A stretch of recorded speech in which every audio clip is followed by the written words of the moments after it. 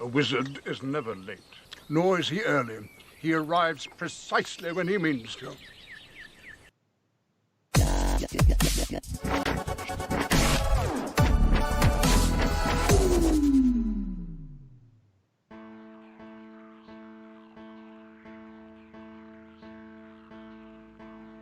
Hey there, shitheads. What's up? You know what? Hannibal and Monty are adding to the ultimate comic book movie list. I am so excited I could just shit myself. Well, I already have. See you soon. Bye.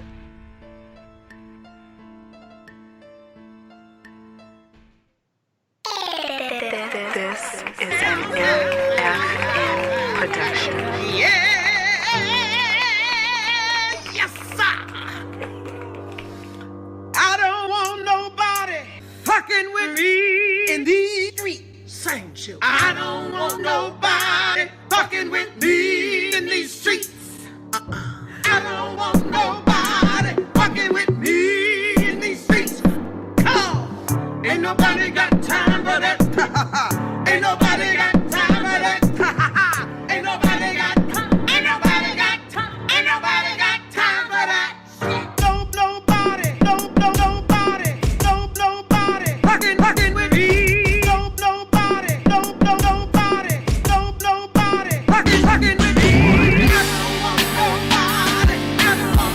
want nobody.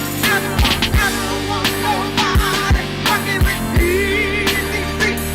I don't want nobody. I don't want nobody. I don't want nobody fucking with me in these streets. Nobody fucking with me.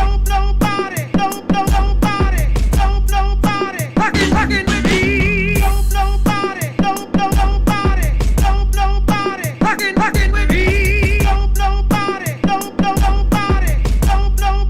fucking with me. Fucking with me. I don't want nobody. I don't want nobody. I don't want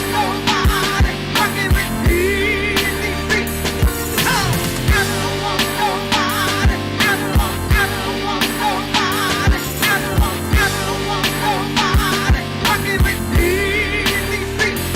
I don't want nobody. I don't want nobody. I don't want nobody fucking with me in these streets.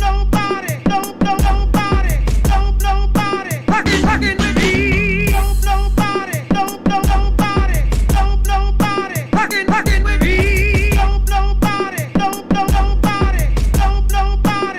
Fucking with me. I don't want nobody fucking with me in these streets. Sing, children. I don't want nobody fucking with me in these streets. I don't want nobody fucking with me in these streets. Come, ain't nobody got time for that. Ain't nobody got time for that. Ain't nobody got time. Ain't nobody got time. Ain't nobody got time for that.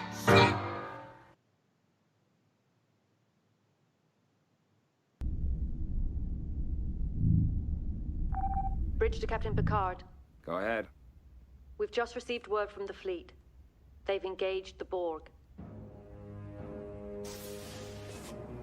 Mr. Data, put Starfleet frequency 1486 on audio. Aye, sir. Stan is not a great Eminem song. No, I did not say Stan is not a great Eminem Okay, song. what did you say? What happens when a masked producer and a headphone-wearing comic book artist get together to talk music shit, comic book shit, and political shit on the internet? Monty. Hannibal the Beat Animal. Hannibal and Monty shit show. Holy shit! My name gets to be in the title this time. Hannibal and Monty shit show. Why is my name second? What kind of shit is this? Hannibal and Monty shit show. Let's talk some shit. Get your shit together. Get it all together and put it in a backpack. All your shit, so it's together. And if you gotta take it somewhere, you know? Take it to the shit store and sell it. Or put it in a shit museum. I don't care what you do. You just gotta get it together. Get your shit together. Okay, so, all right, check it out. Like, if you think about this shit, right? Okay. Nala is Leia. Okay. Simba is Luke. Okay. Right? So, Timon and Pumbaa are Han Solo and Chewbacca. Okay. Rafiki is Obi-Wan. Okay. All right. And Scar is Vader. Yeah. It's Star Wars. Okay? It's basically just fucking Star Wars. I see it. I still got questions though. I got questions. Okay. What else you got? That's what it is. But Simba and Nala aren't related. What do you mean they're not related? They didn't hatch from the same batch of eggs, is what I'm saying. Okay, so first off, cats don't lay eggs. All right, we've discussed this multiple times. Second of all, you're right, cocoons. They didn't come from. So think about it. In a pride of lions, there's basically like one nigga lion that fucks all the bitches. Yeah. Okay? There's one nigga lion that fuck all the bitches. Okay. Yeah. So they would basically be brother and sister. You know, and Luke and Leia are brother and sister. Okay. All right. This might have some legs. Like let's. I'm trying to let y'all know. Look. We talking all this shit right now, and I think we're actually online right now. Why do we always get caught up in this conversation? Are we live? Yeah. Zoe says we're live. We are live. Shit. Okay. All right. Let's make size right. Yeah, Wait a minute. Okay. Line up next to our guest name that I fucking misspelled. Like line right up with it. Look, and I got my Mufasa, my Scar/Vader shirt on right now. I came repping Batman. Okay. Well, I got a Batman shirt I can switch into. See? You know what I'm saying? So that way we could be unified, right? Stay on topic, Hannibal. Batman, Justice League, you know? Okay, stay on topic still. And we are live! Are we live, Monty? We are live as fuck! That's what I like to hear. Welcome to Hannibal and Monty Shit Show. I am Hannibal the Beat Animal. And I'm Monty. And this is episode 116. Holy shit. 116 episodes. Maybe an episode about... You can call us the Super 7. Or... What, you don't like it? There you go. No, I don't like it, okay? You fucking 13-year-old child, you, okay? Yes. 13-year-old magical child, okay? He's fucking Harry Potter is what he is, right? Yes. And also, look, I want to say hey to the shitheads in there. Dark Master, the Dark Master, has earned his shithead status. We call you Burlap because of our first interaction together. I saw your comments in the thing. Go back and look at it. So, there you go. Burlap. We like you, Burlap. Thanks for being here. Yes. John Vice says, don't you diss Captain Marvel. So first off, I'm not dissing Captain Marvel. I'm just saying there are similarities between his character and Harry Potter. Okay? That's all I'm saying. The fucking lightning bolt, he's a magic kid that's got these fucking powers and shit. Like, J.K. Rowling, low-key, is a thief, all right? Yeah. And let's be real here. Who really believes J.K. Rowling wrote all those books by herself in like fucking 6-7 years? Who really believes that shit? Yeah, just look for the homophobia and you'll find what she wrote. That's all you gotta do. She's like, yeah, Dumbledore was a gay rapist. What's the problem? What's the point? No big fucking deal. So there you go. But yeah, before we go. Dark Master says Captain Marvel does suck. Look, listen, you know what I'm saying? Look, let's call it what it is. It's fucking indiscriminate ass fucking powers and shit. Yeah. Oh, I can control lightning and magic. Like, pick one, nigga. Yeah.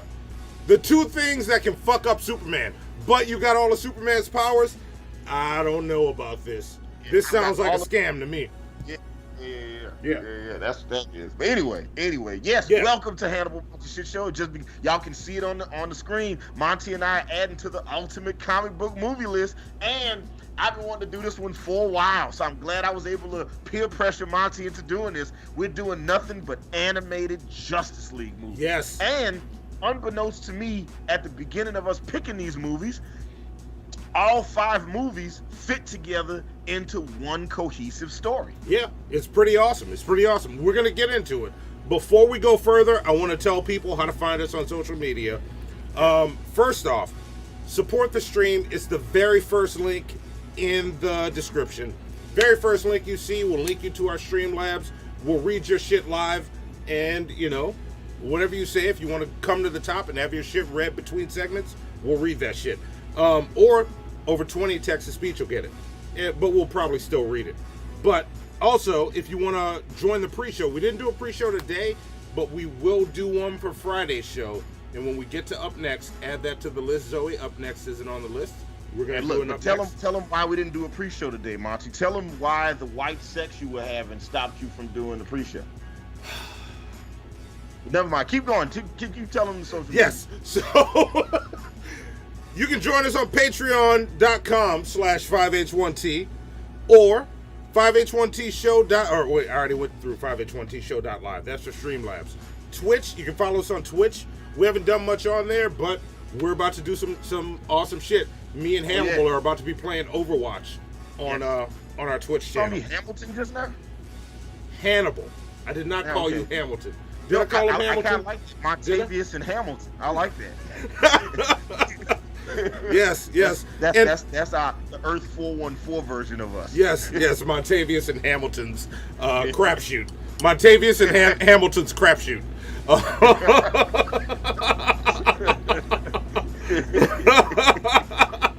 So somebody write that down and message it to me. Anybody that sends it to me as a message so I remember will get 10 plunger points. Ooh, I like it. You know, I forget shit like that. I want to remember that. We're going to use that. But yeah, also Twitch, twitch.tv/5H1T_show.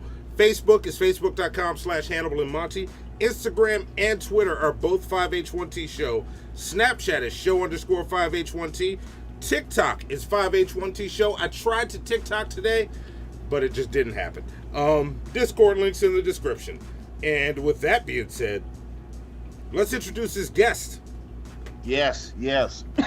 So, joining us today is somebody that I have wanted to get on our show for a while. All right, I've wanted to get this guy on the show for a while. He is a music producer. He is a music business advisor. He is an event host, one of the best hosts, and I might be biased in saying he is the best event host that you could have, that you can definitely get in Atlanta, Georgia. I mean, you know, it's tough because it's like you got you and Fort Knox, Trez the Beatnik. So but look, listen.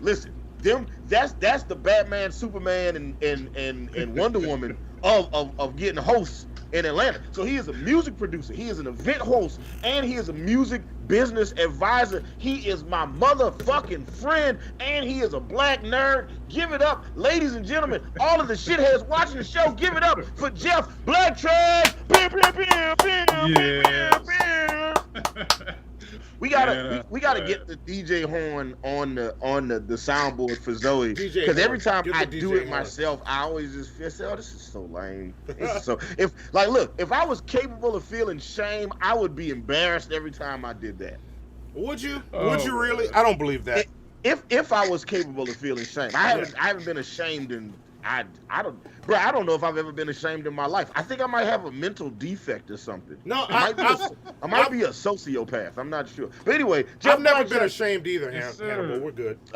See, that's why we're friends. So look, Jeff Blacktracks, tell the people who you are, what you got going on. While I eat this applesauce, tell people who you are, what you got going on. Like my boy said, Jeff Blacktracks. I'm actually from Ohio, and I came down to Atlanta a few years ago.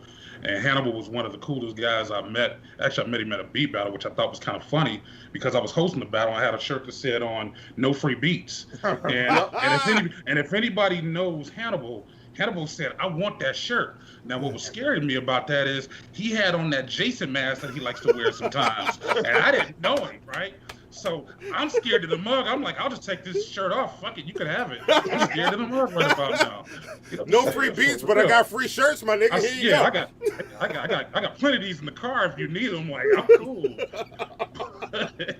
But after that, me and him just became tight. And, he started noticing that I was, because I came down here with Diamond Producer, and we were doing a lot of events and conferences and conventions. And, of course, I keep talking about, Drez and Fort Knox. Those are actually my mentors. So it's interesting that he named them the way he did. Those are the guys that I learned from as far as hosting. Yeah. I mean, I give them all the praise. Those are my big brothers right there, for real. And so it's just funny when I started doing battles and doing events. Me and Hannibal, we just been tight, man. I mean, it's been like what? It's about 6-7 years now. We've been rolling hard with this. It's been. I feel like it's been a little bit more than that because the Cincinnati versus Atlanta battle was in 2015, and we knew each other a good while before that. So it might be closer to like 8 years now. Yeah. So. Damn. But with Diamond Producer, one of the things that we do is we work with producers and songwriters as far as their business and their branding. But one of the things when you're doing music, of course, I guess like you said, you consider yourself a hip hop nerd. And me and him would always talk about comic books and the correlation between comic books and Star Wars and Quentin Tarantino movies and how it all tie into music. I mean, this is the only brother I know that knows that he could call me at 3 a.m. and be like, "Yo, man, did you just watch that new Quentin Tarantino movie?" Yeah. He literally called me. What was that? What was that movie we were talking about? It was Inglourious Bastards. Inglourious Bastards, yeah. He called me right after Inglourious Bastards called off and said, "Man, did you go watch that?" I was like, "Come on now, bro." Question. You know what time it is? Yeah, and look, we were at 3 a.m. and we had a discussion till like 6 about the daggone movie. Nice. When he just called me on clip. Look, it wasn't like he called me I was asleep. He called me, knew I was up. He's like, "Yo, I'm about to call you, brother." you start to learn like the habits of your friends and shit. So it's like I know who's up at certain times, and it's like so when my phone rings at certain times of day, I'm like, okay, well this is probably Monty, this is Ace Wonder, this is Johnny Brasco, this is E Green, and this is Jeff Blacktracks. I'm like, oh, that's Jeff Blacktracks hitting my phone right now. Yeah. All right. That'll work. Yeah. That'll work. Favorino says, "Why did I just misread the guest name as back masks?" see that and who designed like see I should have hired those same people that did the pumpkin spice panty dropper shirt to do the design for Jeff Blacktracks. No, don't. Why you gotta be disrespectful, Hannibal? Why you gotta be disrespectful? Yeah. And you know what, OG Ben Grimm, take your plunger points because he asked the question: is that Flashpoint? Yes, that is. That is fucking, that scene you see right there, that GIF in the center of the screen is from Flashpoint Paradox, one of the 5 animated Justice League movies we will be talking about today as we add to the ultimate comic book movie list. Yes, and look, after we added, like last month, we watched 5 terrible comic book movies. Yeah. Right? And 3 Dev Adam, as bad as it is the 2nd worst comic book movie that we've rated and reviewed on this show so far. Yes, it is. Yes, it is. And look, even if Monty would have given it the F-, it rightfully deserved. as he drinks his imitation Bud Light on. It's water. It's water. Yeah. No, I mean, look, I'm not the police. You don't got to lie to me, man. Okay, drink what you want. Okay? It's all good, brother. You know what I'm saying? He don't want y'all to know he drinking Bud Light because he know I'm gonna make some white people jokes about it. But I'm not gonna do that. I'm taking the high road on that one, Monty. I love it. And look, John Vice says, "Sure, pull me on for the crap movies. Leave me out for the cartoons. I see how it is." This was accidental, John Vice. This happened because we're like, what are we doing this month? Oh, and it worked out because Justice League Dark Apokolips War had just gotten released, and I was like, okay, well then that's what it was. Otherwise, we would have probably talked about. We should have done this episode around Wonder Woman because this is when Wonder Woman 1984 was supposed to come out. Yeah, but it didn't because of that damn coronavirus. Yeah, because of Ramona Flowers. That's what I call it, Ramona Flowers. Ramona Flowers. Yeah, Ramona Flowers. Yeah, because of Ramona Flowers, we can't do it. And her 19 evil exes. Yeah, look, coronavirus is a lot like Ramona Flowers because she infects people to do their bidding, and her bidding is that she die. That's all. Cough a bunch and or die. That's Ramona Flowers' purpose in real life. Mm-hmm. Yeah, cough a bunch and or die. Either one, you pick. You get through it or not. And then new symptoms popped up that we never heard of. Now people are shitting out of their mouths with coronavirus. That's not true. Don't believe that. And that being said, that's a perfect setup to up next, but Zoe's not here. Let's talk about what's coming up next. With that, okay, what's coming up next? Here we go. Sure to make it clap, cause we up next. So we only got one up next on the list. And any of you watching that have been hitting me up that I've been saying we're getting you on the show, we haven't contacted anybody yet. Don't feel bad. You're still on the list, and we're booking you for next month if you're available. Yeah.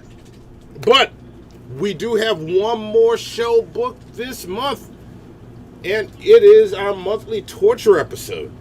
Yes, we got our monthly torture episode with Apokolips Harris. Apokolips Harris. Apokolips Harris. Look, it looks like it spells. It looks like it spells apple. Yeah. If I'm gonna call them apples, I'm gonna call them apples. No, Apokolips Harris will be joining us, aka Tech 15. Yes. Apokolips Harris is gonna be joining us. And look, Apokolips has some wild and crazy videos that he posts. So if y'all like Mag Truth and some of the crazy shit, G-Man and just all those other D-Roy Cruz be posting that crazy shit online. Oh, wait for Apokolips. This nigga's amazing. Apokolips is on a different level. We've been going back and forth. The purpose of this show, the reason it's a torture episode, is we're gonna talk about his ideas. Yes, and look, I'm gonna tell y'all right now. Okay, I'm gonna do this right now. And I never do this. Okay. I'm letting y'all know right now for fair foul. Okay, we gonna talk about Brett Favre's statements about Pat Tillman and Colin Kaepernick, because I know Apokolips has got some strong thoughts about that. Yeah. We're gonna talk about Senator Amanda Chase in Virginia saying that taking down the Confederate monuments is an attempt to erase white history. Okay, and Monty put his drink down. And we're gonna talk about some of the conspiracy theories people have about George Floyd. There's some crazy conspiracies about. So look, that's what I'm putting it out there now. That's what we're gonna talk about. Yeah. And we'll be joined by Apokolips Harris and our good friend, the king of the Dragnauts, the Dragoons, the Dragon Lord himself. Our Lord and Savior himself, the king of the dragon orgies, Dragnaut, will be joining us on that show. So it'll be me, Monty, Drag, and Apokolips Harris. Yeah. Look, no. John Weiss is like, Monty's going to need more than one drink. Nope. You know what? Monty is coming in calm as fuck on this. I already told Hannibal, like, I'm being calm. I know what I'm walking into. I have my doubts. I know where I'm going. I'm going to sit and chill. I'm just going to sit back and chill. I'm going to be like, all right. Just real quick, Jeff Blacktracks. If somebody told you, like if a black man told you that George Floyd is not dead, he is actually alive somewhere, and that there's no way you could die from having a knee pressed on your neck for 8 minutes and 46 seconds, what would you think if somebody said that? Oh, I think he was an agent of evil. Yeah. An agent of evil. Yeah. You know what I'm saying? And, you know, you're up to something. That just doesn't sound right. You know, some about that seem off. Something a little about that a little off. Yeah. You know, you up to something. So and where's the camera? And where the fuck is Alan Funk? Yeah. Look, Apokolips Harris said this to me. This is why he's on the show. This is one of the main things I want to get into with you, Apokolips. Come in the chat if you're around. Like, he was in the chat last week, and he was awesome. Like, I don't believe in, you know, having trolls and people that are against us, but some of the, all the shit you say on your channel is crazy, bro. Let's talk about it. Like, let's get into it. Let's dig in. So, but yeah, he said that to me. He asked me if I actually believed that George Floyd died. I was like, yeah, man, George Floyd died. Life Hypnotic wants to know, have we ever talked about Young Pharaoh? I don't know who Young Pharaoh is. I know who Young Pharaoh. We haven't. Who is Young Pharaoh? I'm trying to think of what would make it familiar. I'm going to send you some links when we get off the show. I know I have it on one of these playlists. I just discovered who the Hodge twins were a couple days ago. Okay, you got to ease me into this shit, all right? Like, I just discovered who they was a couple days ago. I was like, oh man, this is this exists. So yeah, it's gonna be fun having Apollo song. Well, I don't know if it's gonna be fun. It's gonna be fun. It's gonna be fun. And look, and like I said last week, just follow our lead with it. Don't troll the dude when he comes here. We're inviting him into our house, shitheads. We live here. That's where we stand. We live here. If he disrespects you, have at it. Like, it's your house too. But, don't be disrespectful first. But if he walks in the house and is like, nice house, nigga, and then puts his feet on the couch and starts grinding his dirty ass feet all on our couch, calling us darknesses and shit. Yeah, we getting his ass then. Okay. Yeah, absolutely. Okay. Absolutely. Y'all gonna sit back with the broke legs, huh? Yeah, absolutely. But I don't expect that. Like, Apollo seems to be up for a respectful conversation. So we're gonna try and do it. We're gonna do it. Like, all right. But just know, man, we think all the shit that you say is kind of Listen, we gonna talk about it. All right. I'm just like, I haven't watched a bunch of your videos, but I want him to know exactly what we're gonna talk about. There's not gonna be no ambushing. Yeah. Okay, it's not gonna be no surprise. Like, it's like I want to talk to you about things that you believe. I just wanted. Let's talk about it. All right. Yeah. Because I've watched your entire channel, Apollos. Your entire channel. I'm not saying it's crazy, but you wearing a crazy nigga uniform right now. Yes, you are. You know what I'm saying? So that's Friday. That's in 2 days. In 2 days, that's happening. It's going down. Yes. But he might say some shit, and I'll be like, damn, he's got some good points. Yeah. So I'm leave it up to you. See what is. You remind me of somebody crazy I went to high school with. That's what I'm gonna say. Fuck you. He was the nigga was crazy then, and he's crazy now. And I was like, oh yeah. And people were like, oh, you heard what so and so did? I was like, yeah, that nigga was crazy then. Why is everybody surprised? Yeah. You know what I'm saying? Shit. All right. Well, anyway, that's what's coming up next. Let's just get right into this show. And look, I'm gonna mix it up a little bit. If y'all are ready for this, let's go into our first segment, which is Tough Titty. We're doing Tough Titty first? Yeah, we're doing Tough Titty first. Okay. Here we go. Do Tough Titty. Nobody gets out of this place without singing the blues. Oh, that's a tough kitty, y'all. And can't nothing suck it but a line. Oh no. Tough titty, tough titty, tough titty, tough titty, tough titty, tough titty.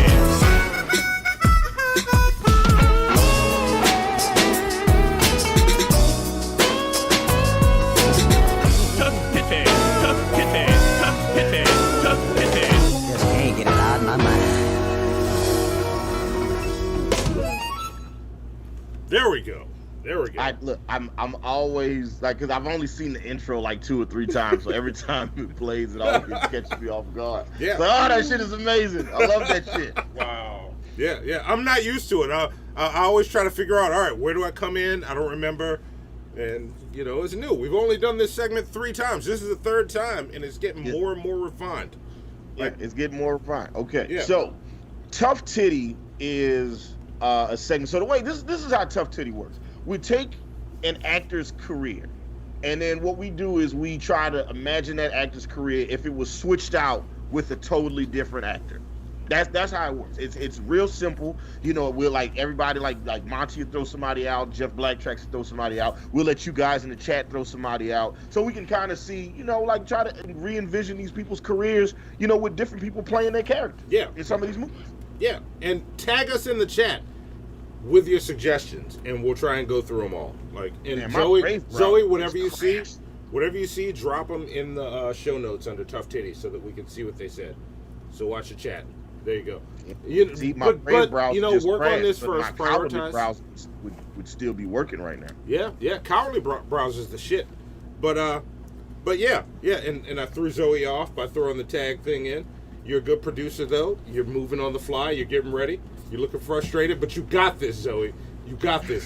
Plunger points for Zoe. Plunger points for Zoe. You got this. you see, y'all see the nepotism at work? How he giving his daughter plunger points? Look, wow, on the show. She only got 10 plunger points. Only 10. Like, write them down. Right. You can give those to anybody you want.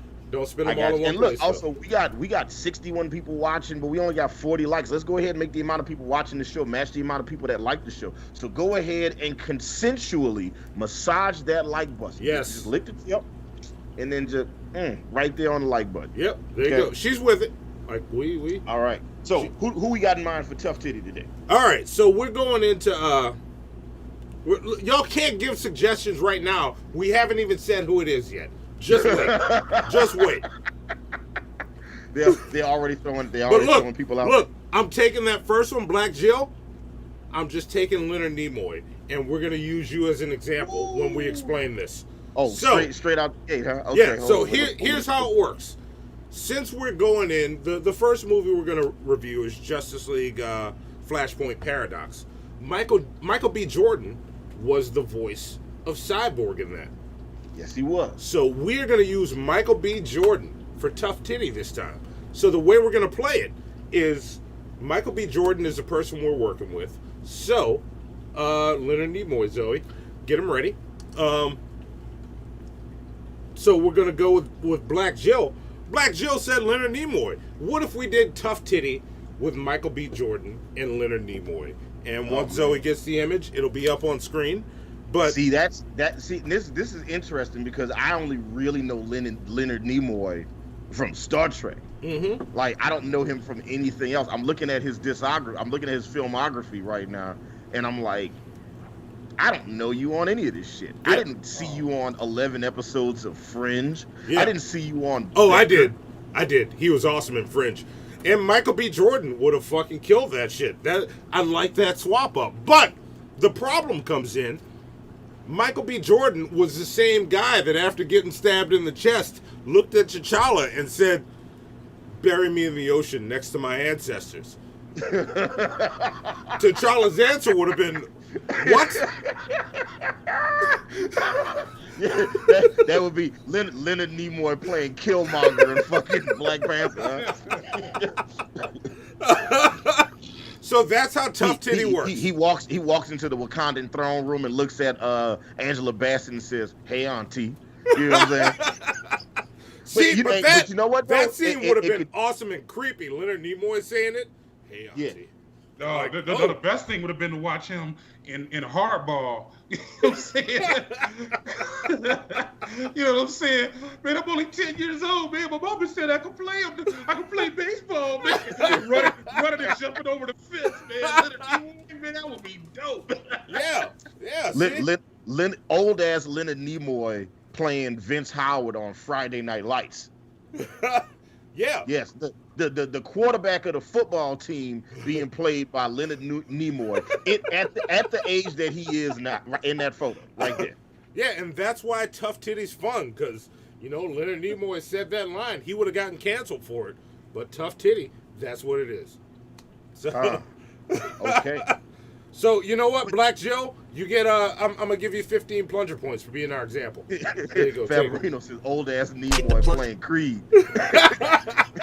He get his ass murdered. They come out and touch gloves and he would just die. Or he would hit him with the Vulcan death grip, which begs the question, Michael B. Jordan as the first officer of the Starship Enterprise. Yeah. Shit.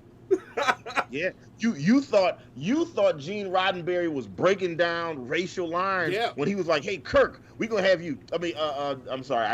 Hey Shatner, we're gonna have you kiss a black chick on TV." Right? Yeah. So imagine him kissing a black chick, you know what I'm saying, with black Spock sitting right there. Yeah. Shit. Yeah. That's crazy. Yeah, that would have been. Says Michael B. Jordan would be Sentinel Prime. That would be trash. I look, and Michael B. Jordan did not do. I don't think he did a great job voicing. Oh no, he was terrible. Cyborg. Yeah, he was a terrible cyborg. But I think he could have pulled it off with Sentinel Prime, though. I think it might have worked.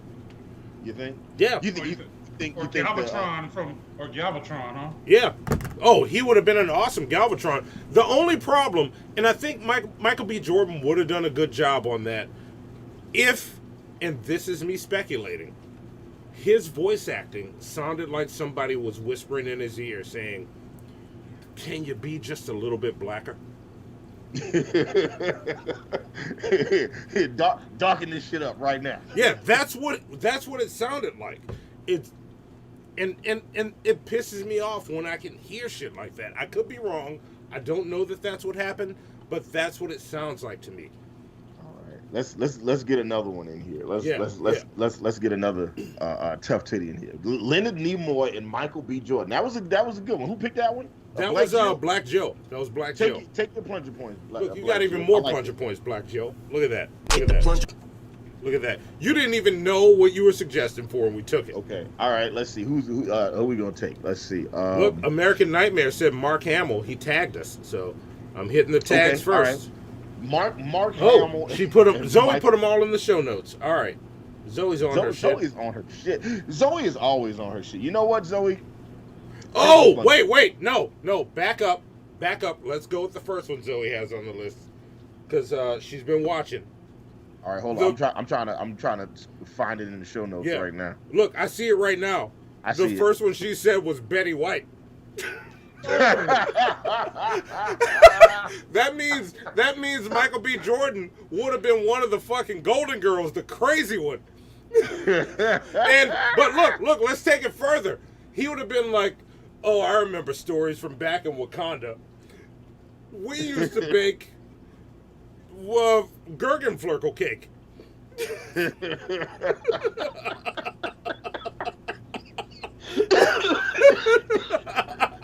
That's ridiculous. What was the movie that Betty White was in with? Hold up, god damn it! Betty White was in some movie with Queen Latifah, right? Oh, and, what was that? Hang on, I gotta check Betty White's IMDb now. I know, I'm pulling it up now. I bet her IMDb long as a mother. God damn, Betty. Yeah, but it would be interesting to see him doing Lake Placid. Yeah, and maybe Lake Placid. What I was thinking is Lake Placid the one where she was like, "Yeah, man, you know this shit was real good till all those Negroes moved in." But then you do that scene, but with Michael B. Jordan being the person complaining about the Negro. He becomes Clayton Bigsby all of a sudden. Oh gosh! But that was the one where she was feeding the alligators. Yeah. Wow. American Nightmare, we're gonna get to you. Calm down, man. You're in the list. Why you hating me? It would be interesting to see her playing in Just Cause, though. And Penultima in the comments, bury me in the ocean with my ancestors who jump from. Always, with all these tough titties, imagine this person saying that line. And then imagine the shot of T'Challa reacting to it. Yeah. What? Is this your king? Yes. Oh, Betty White. Betty White fucking gorilla pressing Chadwick Boseman off of a fucking waterfall. I see it burn it all.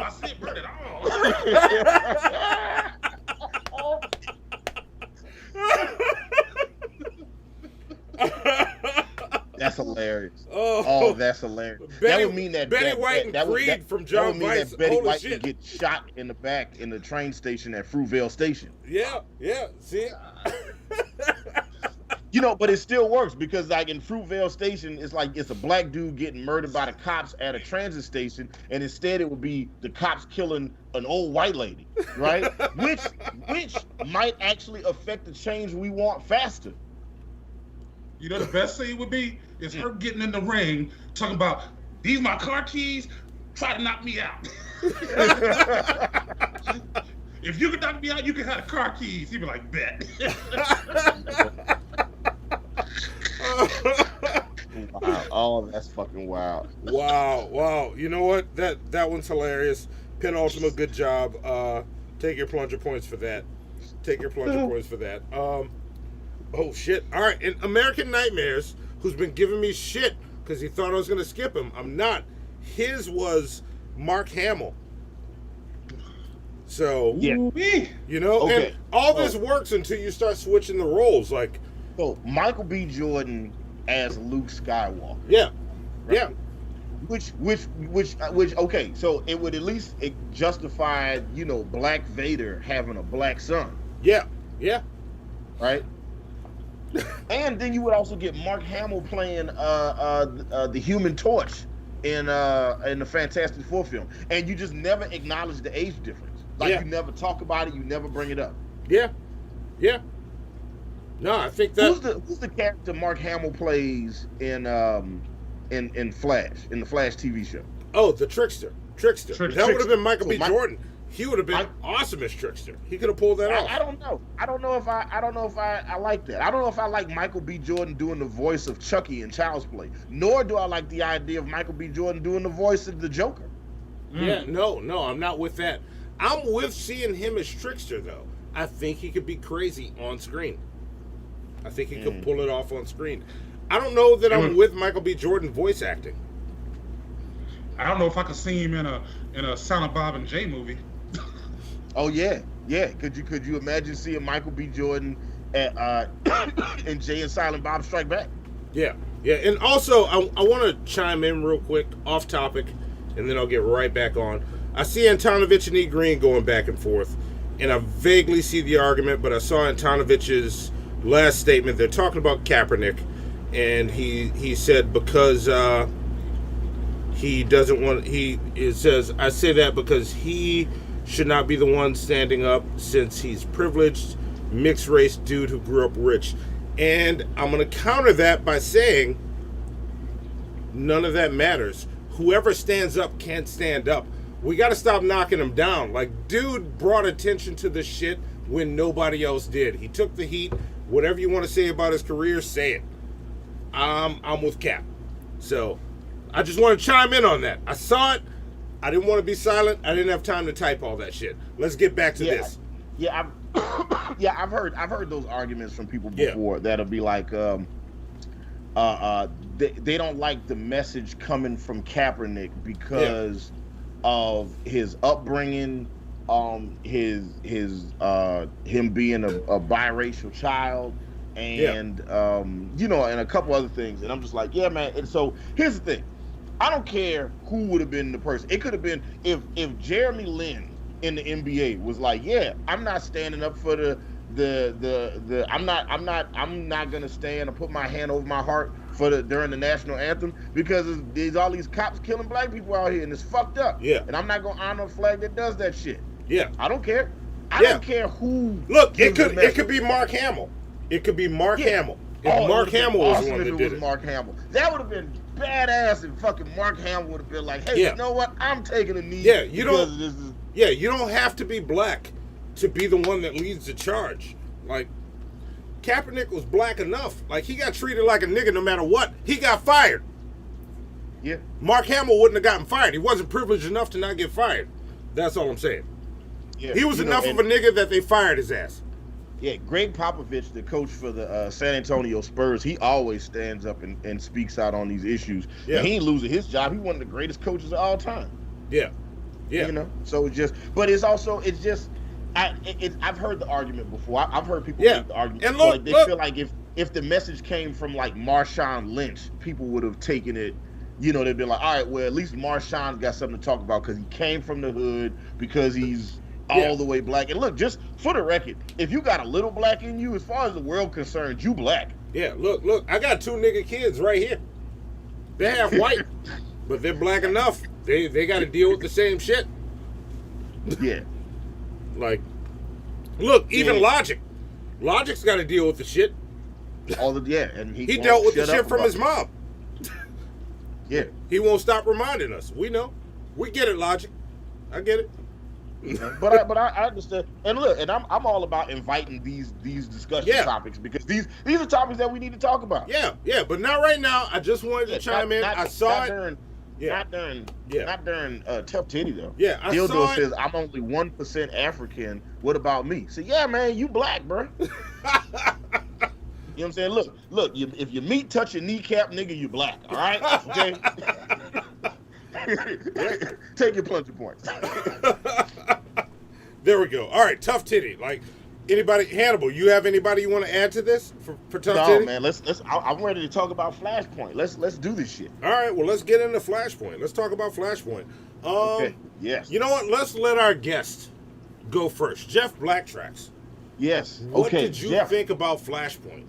What did you think about Justice League? And look, what grade everybody in the chat, if you've watched Justice League Flashpoint Paradox, right, and you want to chime in the discussion, go ahead, leave your grades and your comments about the movie. We will talk about it all right now. And look, and if you guys send us some money, through Streamlabs, through Super Chat, if you send us something, we will definitely read whatever you send. And look, if y'all send some money and some Monty erotica, some erotica. No, why you gotta bring that up?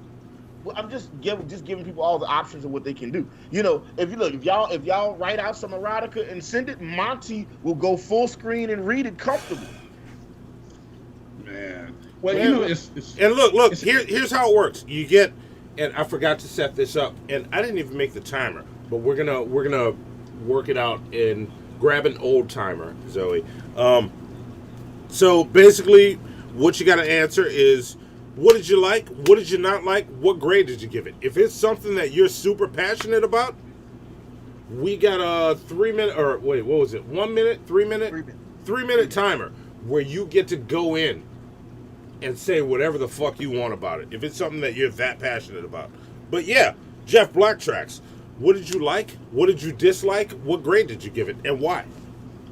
Okay, I would say there was nothing I didn't not like about it. One, I guess I'm a comic book nerd, so I was surprised that they were able to bring the adaptation from the comic book to the screen as well as they did for Flashpoint. But what's very interesting is what you're saying about everything that we're going to be going over today is how Flashpoint sets up the new 52, how they just eliminated all the original titles and all the stuff from the early 40s and all that stuff going up until now, until brand new lineup, because they just changed all the origin stories and things like that. So it really blew my mind. One of the things I like too about Flashpoint is that they combine some of their other titles. Like, I don't know if y'all familiar, like stuff like Wildstorm Comics, and how they brought in Grifter. Like, as soon as I saw Grifter in there from the Wildcats, I was like, whoa, they tripping. I was like, okay, I'm with this. Like, okay, this is what I'm talking about. If you're gonna start to bring in the Wildcats and other comic books that are part of the DC universe, I'm down with this to the fullest. So I gave it an A+ because it just blew my mind, because the story was deep. It started off real deep with him running, and it's set up to that whole run Barry run thing. It started off with him running and ended with him running. I said, okay, that is some great storytelling. Tell me what you're gonna tell me. Tell me what you're gonna tell me again, and tell me one more time. All right. What grade did you give it? A+. A+. Oh. All right. Damn. A+. Damn.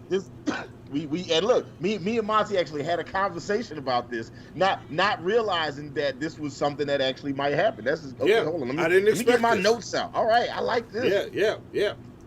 Off the rip with the A+. Yeah, and we're deciding the direction now. Do you want to take it next, or do you want to write your notes, or do you want me to take it? No, you take it. I'll go last. All right. So for sure we go counterclockwise. All right. Yeah. There we go. So, Flashpoint Paradox. I fucking love this movie. This movie was beautifully executed, well done. Visually, I had some issues. The faces were super lopsided a lot of the times, and that drove me nuts at times. I'm like, come on, man. Symmetry. Work with it. But, y'all did what you did. But the movie itself was great. I enjoyed it. I enjoyed seeing the Flash run in against the Rogues. And the Rogues are, this time, whipping his ass. The Justice League shows up.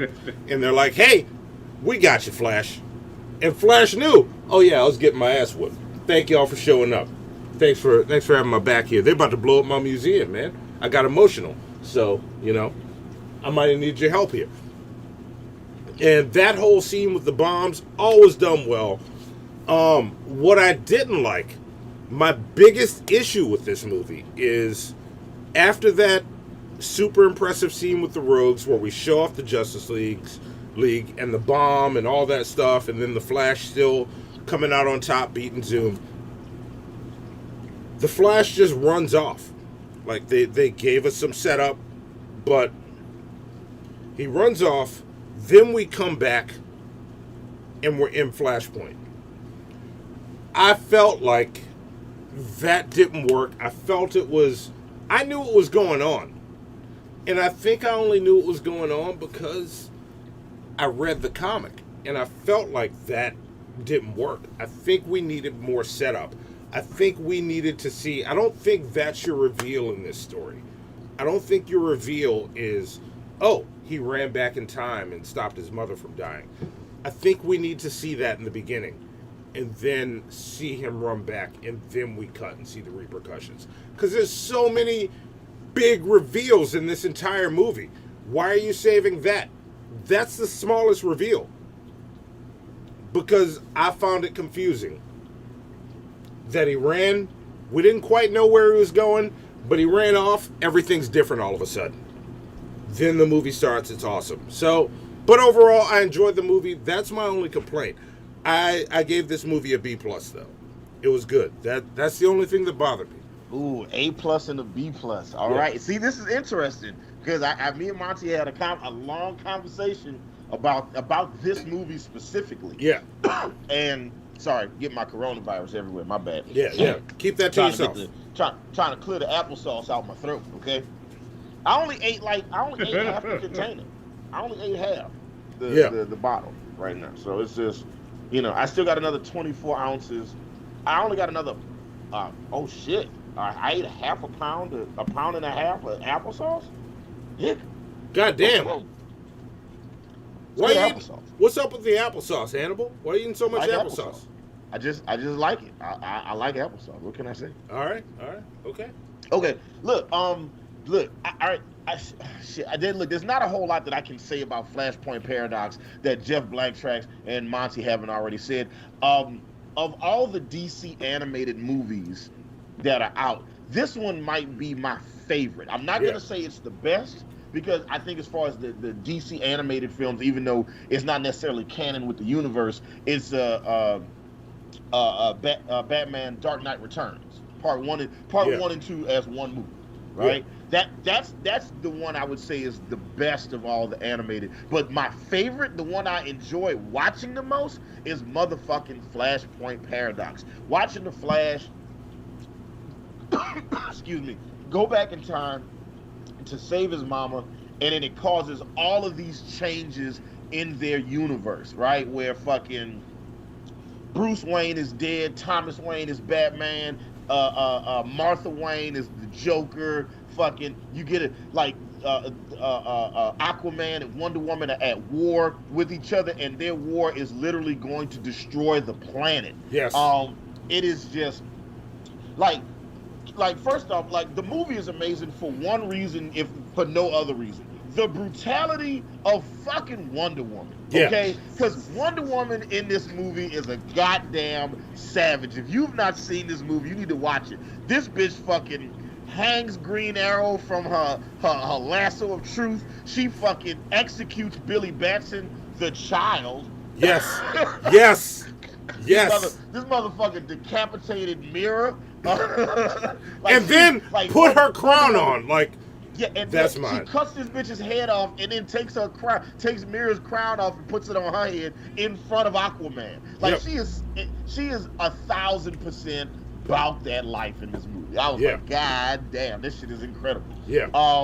There are some great fucking scenes in this movie. Watching Deathstroke and Lex Luthor trying to fight off the Atlantean army and shit like that, and just failing miserably is awesome. And then watching the Flash and Eobard Thawne like have their racing fight scene all over the city while this shit is happening. It's a great scene. Look, my only issue with this movie, and it's not even a real issue. The question is I'm torn between giving it an A- and a B+.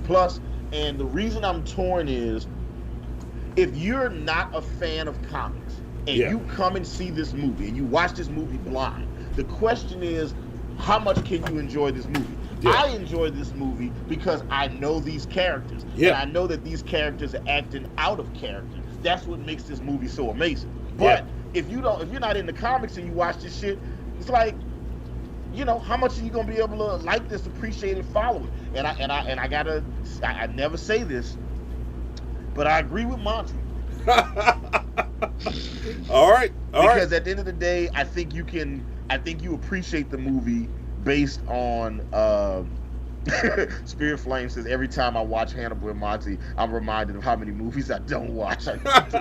Why do you only tune in on these comic book episodes? You should check for other episodes. So, Spirit Flame checks in with us from time to time. Look, the bottom line is I think they did a good job of setting it up, but not the best job of setting it up. And because of that, I'm going to give it a B+. But I wanted to give it an A-. I really wanted to give this movie an A-, but I'm giving it a B+. But I'm happy that Jeff Blacktracks gave it an A+, so it can have a high-ass rating and be real high up on the list. So there you go. Okay, all right. Well, that's all of us. And Jeff, just so you know, my man, I was just like, look, I thought long and hard about what grade to get this motherfucking movie, because I love this movie. I love it. I fucking love this movie. But at the end of the day, if I'm being honest, I don't know if the non-comic book fan, and look, some of y'all that have seen Flashpoint Paradox, if you're not a fan of comics and you saw the movie, I would love to know what you thought about the movie watching it blind. Yeah. All right. I think it's a great movie. What's the cinephiliac say? Always watch more movies. Even the biggest film buff needs to watch more. Yeah, facts. Yeah. True. Dildor says, my dad read the comics, I didn't, but I love these kinds of movies. I don't read Star Wars books and novels, but I wish the lore would be turned more into a movie. I agree with that. Like, some of the Star Wars novels, the novelizations of Star Wars is amazing. They could have just canceled the last 3 movies and just did movies based on the Star Wars books. Yeah. We'd have been good to go. Well, you know what really gave my real grade to this movie was What's something that? you never see in any movie. And What's as much that? as me and you talk about the Batman Dark Knight Returns movie, is that Flash made Bruce Wayne cry. Yeah. That blew my mind. Yeah. Oh, Just yeah. the fact that he gave him that everything and he made him cry. I said, A+, good Lord. Yeah. Yes. Yeah. That's one of the coldest scenes I've seen in any movie. That is an excellent scene. Oh yeah, and Bruce, and Thomas Wayne shoots the nigga in the face. So wait a minute. Okay, now you guys got a side note. Let's just say you guys got a side note movie you're gonna have to add to this later because of that headshot scene. Oh yeah, I already know. You talking about the Suicide Squad Hell to Pay. Yeah. Yes. Yeah. We already did that one.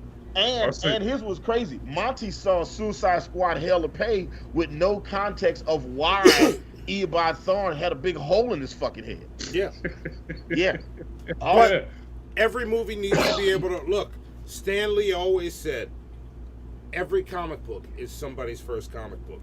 And that's how you need to approach these movies, even if they all fit together. Because I still stand by my grade on Hell to Pay, and I stand by my grade here. This was the backstory to a movie I've seen already. Well done. Yeah. And look, if the first comic book you read, if you're a young boy or if you've got a young boy and you want to expose them to comics, or girl, I would suggest girls read comics too. Let me finish what I got to say first. You jumped in before I could even say what I want to. Create beats. I see you in the chat. What's good, homie? If you're raising a young boy, I would suggest your first comic book that you give him to read is something with Power Girl in it. There you go. There you go. Ain't no question. I ain't got no comment on that. There you go. You know what? What did Batman say on the Justice League? Well, she's kind of willing down. That was my favorite episode too. Yeah. Titties. All right. What's the next thing, guy? All right. We're gonna move right to the next movie for time. We're gonna move right into the next movie. Okay. We're gonna go into talking about Justice League War. So let's just get into war. And I guess since Jeff Blacktracks went first, I'll go first on this one.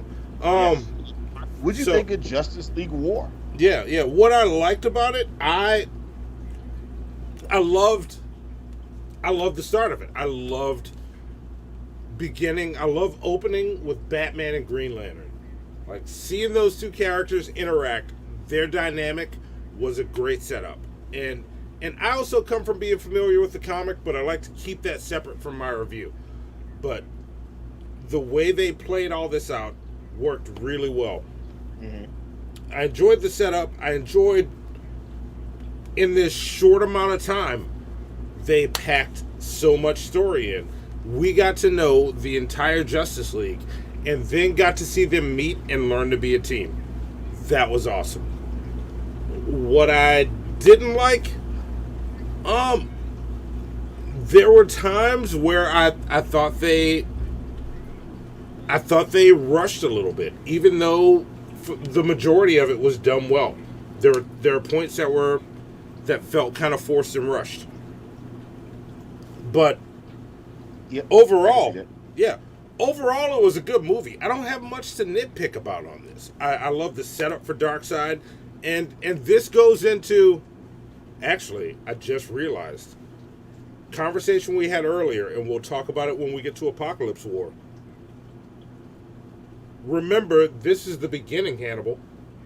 So that Vision went right to the beginning. Mm-hmm. This was the beginning. But we'll talk about that later. Like, that, I'm impressed. I'm impressed, DC. Good job. Or Warner Brothers. No, this is DC. The animation, I credit all that to DC. All the bullshit you see in movies, that's Warner Brothers. But yeah, I thoroughly enjoyed this movie. Super well done. Fun to watch. Enjoyable. I give it an A-. Ooh, Monty. Yeah. So Monty with the A-. Yeah. Look, I love Justice League War. I think this is a great. This Justice League movie is what the Zack Snyder / Joss Whedon movie was supposed to be. So what that movie, like what the live action movie tried to be, is what the animated movie actually is. And the animated movie does it just better. The movie just starts. Like, the movie starts with like, man, there's these, like, it starts with a news report, be like, man, there's these monsters going around fucking shit up. And then it hard cuts to the monsters fucking shit up. Yep. And then it's like, oh, there's Batman. Oh, there's Green Lantern. All right, now we chasing this motherfucker together. All right, and it's just one of the best animated scenes I've ever seen in a superhero film. Is Batman and Green Lantern hanging out in a sewer underneath Gotham, and Green Lantern is trying to figure out what Batman's power is. Yes, this scene. And he was like, what's the matter? You cranky because you ain't had no true blood? He's like, I'm not a vampire. And he was like, he says, can you fly? He was like, in a plane. He was like, wait, are you just some dude wearing a bat costume? And Batman just looks at him and smiles. Yeah. And he was like, oh, this is some, like, it's, look, I can't do the scene justice because it's incredible.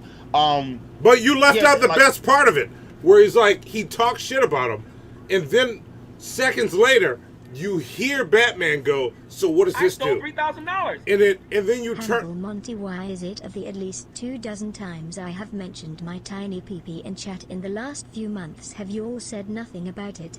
Today in 271 Carthaginian forces led by Hannibal destroy a Roman army under consul Gaius Flaminius.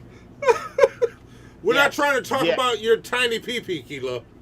Yes. You know what I'm saying? No penis shaming here. Okay?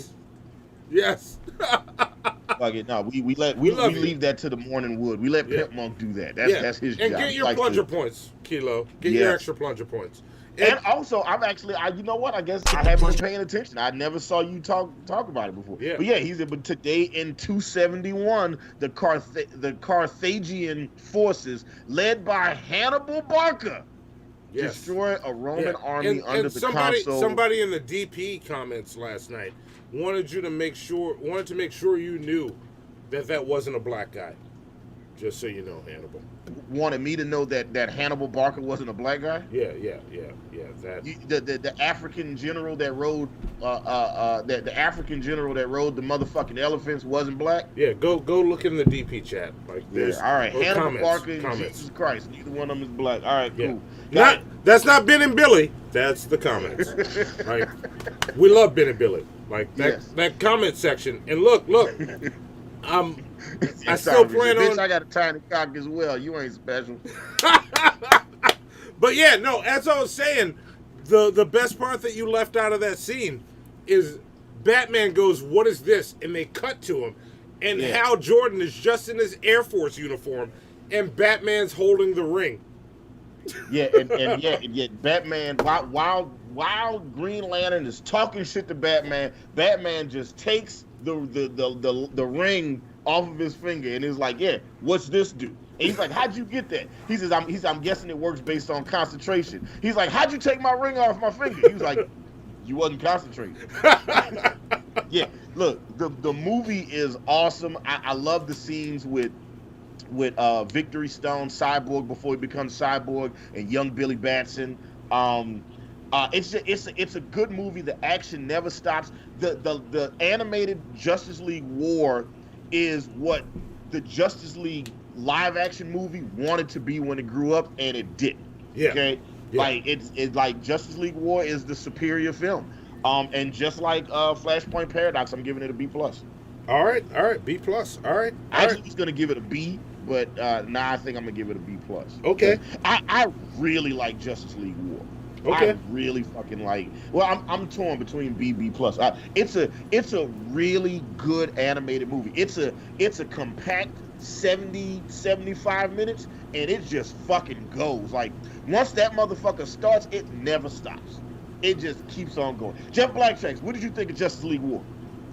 Man, I like this movie, of course, because like I said, it started the New 52, which I thought was really interesting if you didn't know what was going on. And it's interesting that they keep putting out these origin story movies, you know, the Justice League War or New Frontier, and they do all these side movies. Yeah. But, and what's funny about when you're watching this one, and then after, you know, and I'm gonna kind of add back to this when we go to Dark Apokolips War, there's something I was telling Hannibal what I realized, but I can't say it until we get to that. Okay. About every movie that we're watching, what it is. But all 5 of these movies have one thing in common, and I'll tell you what it is, but I can't say it until we get to that movie. Okay. But what I will say about War is I liked it, and I loved it because the action was incredible. Of course, my favorite part was when Batman and Green Lantern was fighting Superman, and Green Lantern throws the chains over Superman. And he goes, "You're silly." He wraps Superman in the lantern chains, and Superman's, "Oh, okay, you funny." Yeah, you got jokes, chains. Huh? Chains, you got jokes. that was like my favorite part. But then I like how they kind of stole, or how Snyder and them kind of stole from this movie. When Batman was running up to him, he goes, "You won't hurt nobody, isn't that right, Clark?" And he just stops. I was like, "Oh, we're gonna do the Martha scene in this movie, right?" Yeah. No, but they did it better. Batman read him in the moment, and he's like, "He only bruises. He doesn't kill. Watch." As the dude's flying at him with a fist and stops. See? Yeah.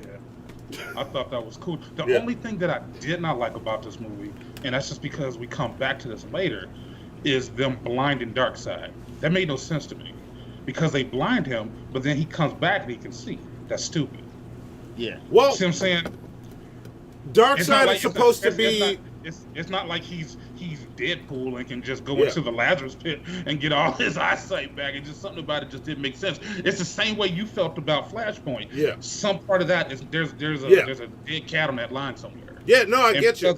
I took it as he's supposed to be one of the new gods. So he's got to be godlike. He can regenerate.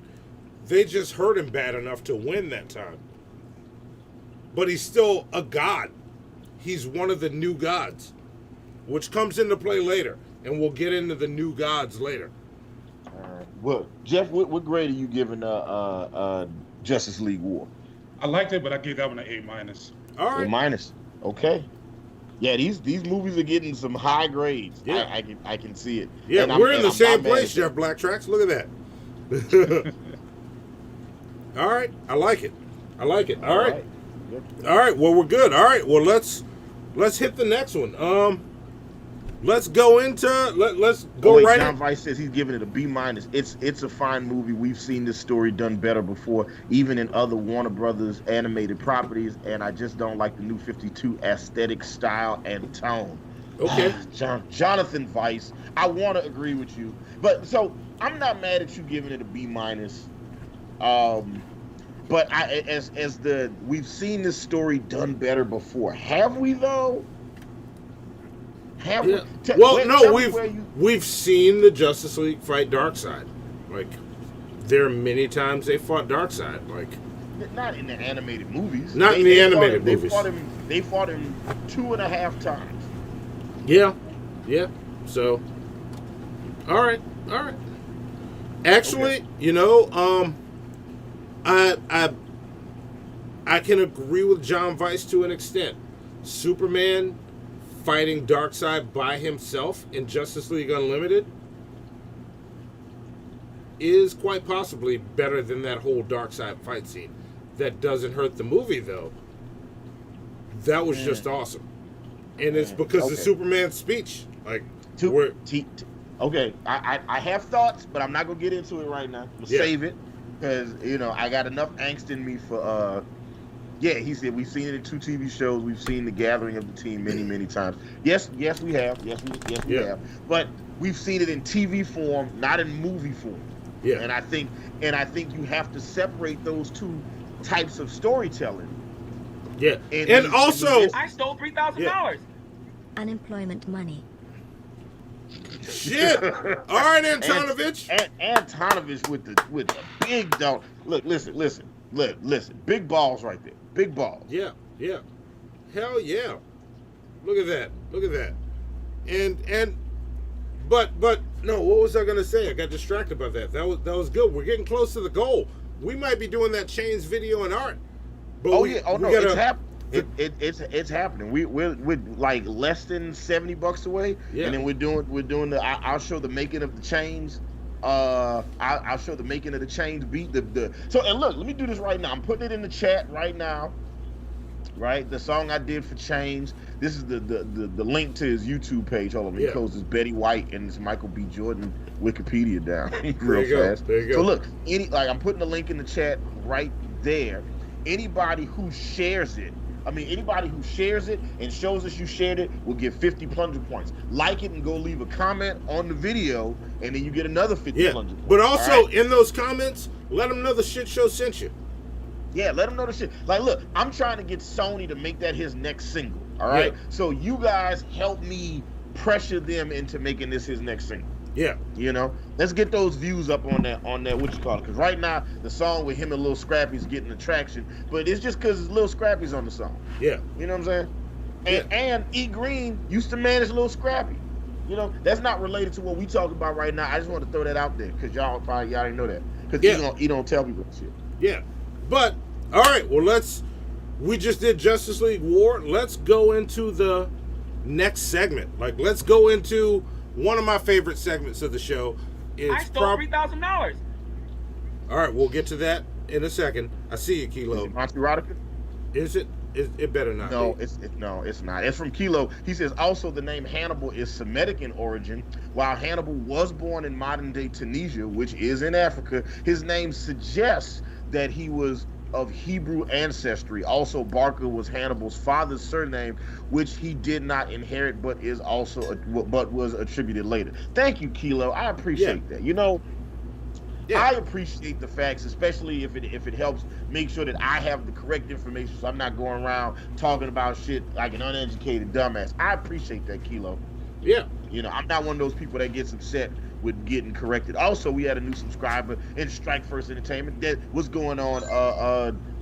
Strike First and look, Strike First. Ashley Wingerter also subscribed to us. And who else? MKP became a subscriber. Ashley Wingerter. Are you related to Josh? That's my boy. We got to get him on the show if you are. Tell him to hit me up. And Ace Wonder and live action animation both became shit show members. Oh shit! All right. Yeah. Thank y'all for that. Yes. Look, we're about to add some more next month. First episode of next month. There will be more custom emojis you can use as members. Yes. So now that we have them, let's. All right. You said what's the next segment? We got a segment now. Yeah, we got a segment now. We're gonna do Have You Heard This Shit? Here we go. Hit it, Joey. Oh shit! I just fuck. Okay, have you heard this shit?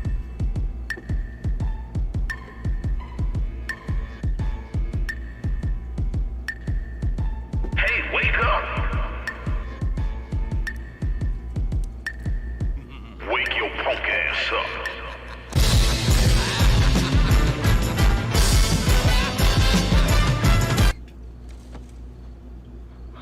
Who are you? Have you heard this shit?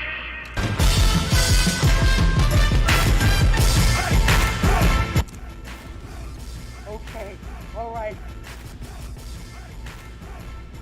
There we go. Yeah, we Look, Jeff Blacktracks. I don't know if you've ever seen me play that beat at a beat battle, but like back in the day, I would play that beat, and if the dude I was battling was wearing a hat, I would take his motherfucking hat off his head and throw his shit across the room. I remember. I've seen you do that. Man, I done almost gotten so many motherfucking I fights stole $3,000. doing that Balls shit. to the wall. shit. Look at that. Shit. Fabarino, god damn it. Fabarino got us there. Fuck. Fabarino and Tanovich, y'all fucking own the show this time. Shit. Well, and no, Kilo. Fabarino and Tanovich and Kilo. Y'all killed. Oh wait, did anybody else donate? Because all of y'all, like y'all fucking killed it. Shit. Three of y'all. All three of y'all. Jesus Christ, Fab. All right, well there you go. So that means that so our stream goal has been met. Monty's gonna do the chains art, and I will show y'all the making of Half Reckless by Chains. And also I'm gonna endeavor to get. I've been wanting to do this video, and I haven't told Monty about this, but I have told E Green, I told Ace Wonder about it. So there's a video compilation I want to put together as well. Okay. And for the song, it's gonna be dope. Oh, I see Zoe just joined the call. What's going on, Zoe? I'm just fucking with you, Zoe. All right, here we go. So for this edition of Have You Heard This Shit? So let me walk y'all back. So I'm watching Justice League versus Teen Titans, the next movie we're gonna talk about, and there's the scene where these niggas go to a fair, right? And they're playing some garbage ass music in the background of this motherfucking fair. And while I'm watching this garbage ass festival, the fair scene with this trash ass music, I get a phone call. It's Monty. Yeah. I'm like, Monty. He's like, hey man, I got this great idea for Have You Heard This Shit? I'm like, oh really? What's the idea? He says, oh, we ought to review the music from this trash ass scene. Yeah, I did that. Yep. He's not lying. He's not lying. So that's what we're doing now. So we're gonna talk about the trash. So first off, there's 3 songs in this movie, and all 3 songs play in this one scene. Okay, yep. Imagine watching Seventh Heaven or Gilmore Girls, right? And then imagine a song with a group of kids hanging out together in the park and shit, and then some song stuff. That's what this is. Yep. 3 times. So there's 3 songs that play in the movie. So that's what we're gonna talk about. We're gonna talk about these 3 songs. Yeah. About the names of the songs is Down to Nothing by Siddhartha Menon. Yes. There's Oh La La, not to be confused with Ooh La La. It's Oh La La by if you actually want to find it, it's Emily. That's how you pronounce it. It's pronounced Emily? Yes. Emily. Okay, I see it. Emily, right? And the last song is Crazy Boy with Buku Z's in it. Yeah. Like Crazy Boy. Yeah. By fuck you. Fuck your name. By Fuck Your Name. By Fuck Boy. Oh, it started playing. Oh God, stop it. Stop. Fuck. Shit. Oh. It's so bad. It's just, look, I don't want to play it. This shit fucking around and get us flagged. Yeah. If that gets us flagged, fuck you, Hannibal. Adam Ayuke LeBlanc. Fuck you, man. Yeah. Wait. Let me see, because when I found the shit, I found it on YouTube Music, because that's what I'm on right now. Adam Ukai LeBlanc, crazy boy. Monty, talk about the artwork so we can talk about the production. You can move the fuck on. Yeah, the artwork it's standard. Like it's what it is. Like what I found for the soundtrack for this. And there's more score stuff on the soundtrack, but we're not going to deal with that. We probably should have. But the artwork is fine. It's standard as fuck. Expect more shekels once I get back on the road and start making proper money. Made it my goal to stay on the road until I buy my second truck and put a driver in it. I was away from home for 4 months last time. I can do 6 this time. Fuck. Hell yeah, Antonovich. Thanks. I So saw your name pop up. The real question, Antonovich, is how soon are they going to allow you to get back on the road? Yeah. Because like COVID-19 is fucking everything up, especially in New York, right? Yeah. So like how soon? Because I was talking with Ace Wonder today, and he was telling me that with his job, like at Microsoft, they won't even let them. They're not even projecting them being back in the office again until like February or March next year. Yeah, that shit's crazy. Yeah, let us know in the chat. Yeah, let us know in the chat. Monty, what you think of this album? This album? It was fun. Producer Zoe, can we go full screen with the art? Yeah. Is that? I'm pretty sure we can. If we can't, don't worry about it. If we can't go full screen with the art, because I'm looking at it in a small box. I want to see what it looks like blowed up. All right. I mean, it doesn't look like anything more than what you see there. Like there's no big production, but she'll go full screen when she gets here. But yeah, it was fine. That's why she went. That's why she joined the call, because she wanted to monitor the show while she was. Yeah, she probably had to dip out to do Zoe stuff. I don't want to put her on blast for stuff that Zoe does. It might be embarrassing. Gotcha. Yeah, she had to do some Zoe stuff, so she joined so she could hear, so she'd know. But yeah, so that's coming. But yeah, while she pulls that up so we can look at it, what'd you think of the production of these 3 songs? You know what? Jeff Blacktracks, I'm going to hand it off to you. What did you think of the production of these 3? Okay, wait, look at the album cover. What does that look like to you? Well, once the logo goes down, like I did it different so that the logo stands out. It's about to go down right now. Here it comes. There we go. Boom. Well, I mean, I guess you could say it looks like a typical Teen Titans type of logo thing. I mean, just like even what they did with the Teen Titans Go movie, it looked a lot like this. I don't know if you realize that when you sent this to me, and even when I seen the scene and they did the whole Dance Revolution scene, which is what threw me off, I realized what they were doing. Worst scene in the movie. It's the worst scene in the fucking movie. But actually, do you know why he did that? That's product placement, I would guess. No, it's a throwback to the TV show. Yes, it is. Shit. It's a throwback to the TV show. Shit, you're right. The TV show was all K-pop. Remember that group? What was that, Nana Nuni or whatever those 2 girls was? That used to sing that Teen Titans. It was a throwback to that whole scene. Yes, it was. Shit. I didn't even that and when you say that, it's all true, because this entire movie was a throwback to Teen Titans, which is why they took Cyborg off the Justice League and put him with his original team. And he even had that line. It's like, well, once you're in the big leagues, it's hard to, go back there. So that was a cold lie right there. Yeah. And they even had that scene where he's like, booyah, I got pizza. Like, I accepted the booyahs there because that was Cyborg in that old cartoon. That's what this movie was. It was a callback to the old cartoon. You're right. But we'll get to that. So the music, I mean, I listen to a lot of K-pop because just like as a producer, I'll be wanting to get stuff over there. But it's like, and you want to learn how to disrupt Trump rallies. Like, I get it. Because K-pop has a secret.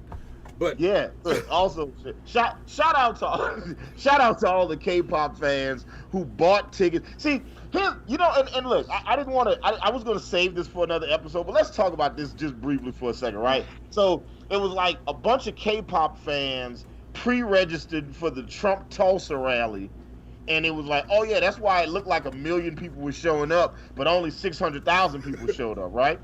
And it was like, 6,000. It was 6,200. Right. That's because the K-pop people trolled them. But here's the thing, though, right? Where was the other Trump people that was there that had got tickets and was trying to show the fuck up?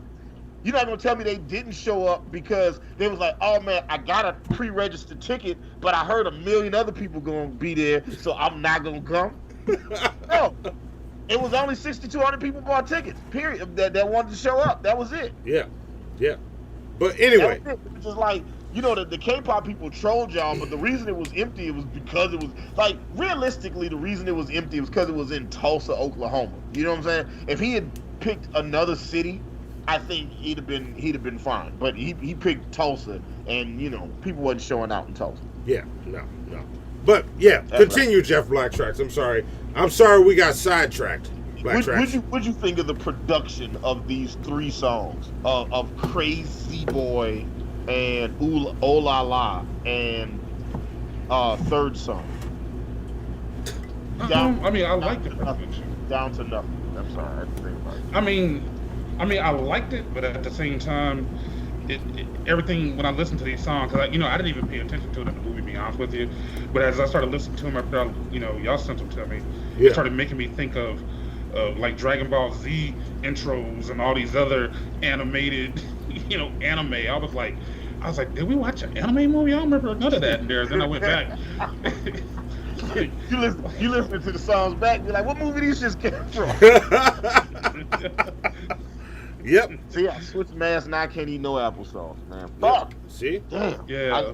But the tracks, they were good for what they were for that scene, because it was a dance revolution scene.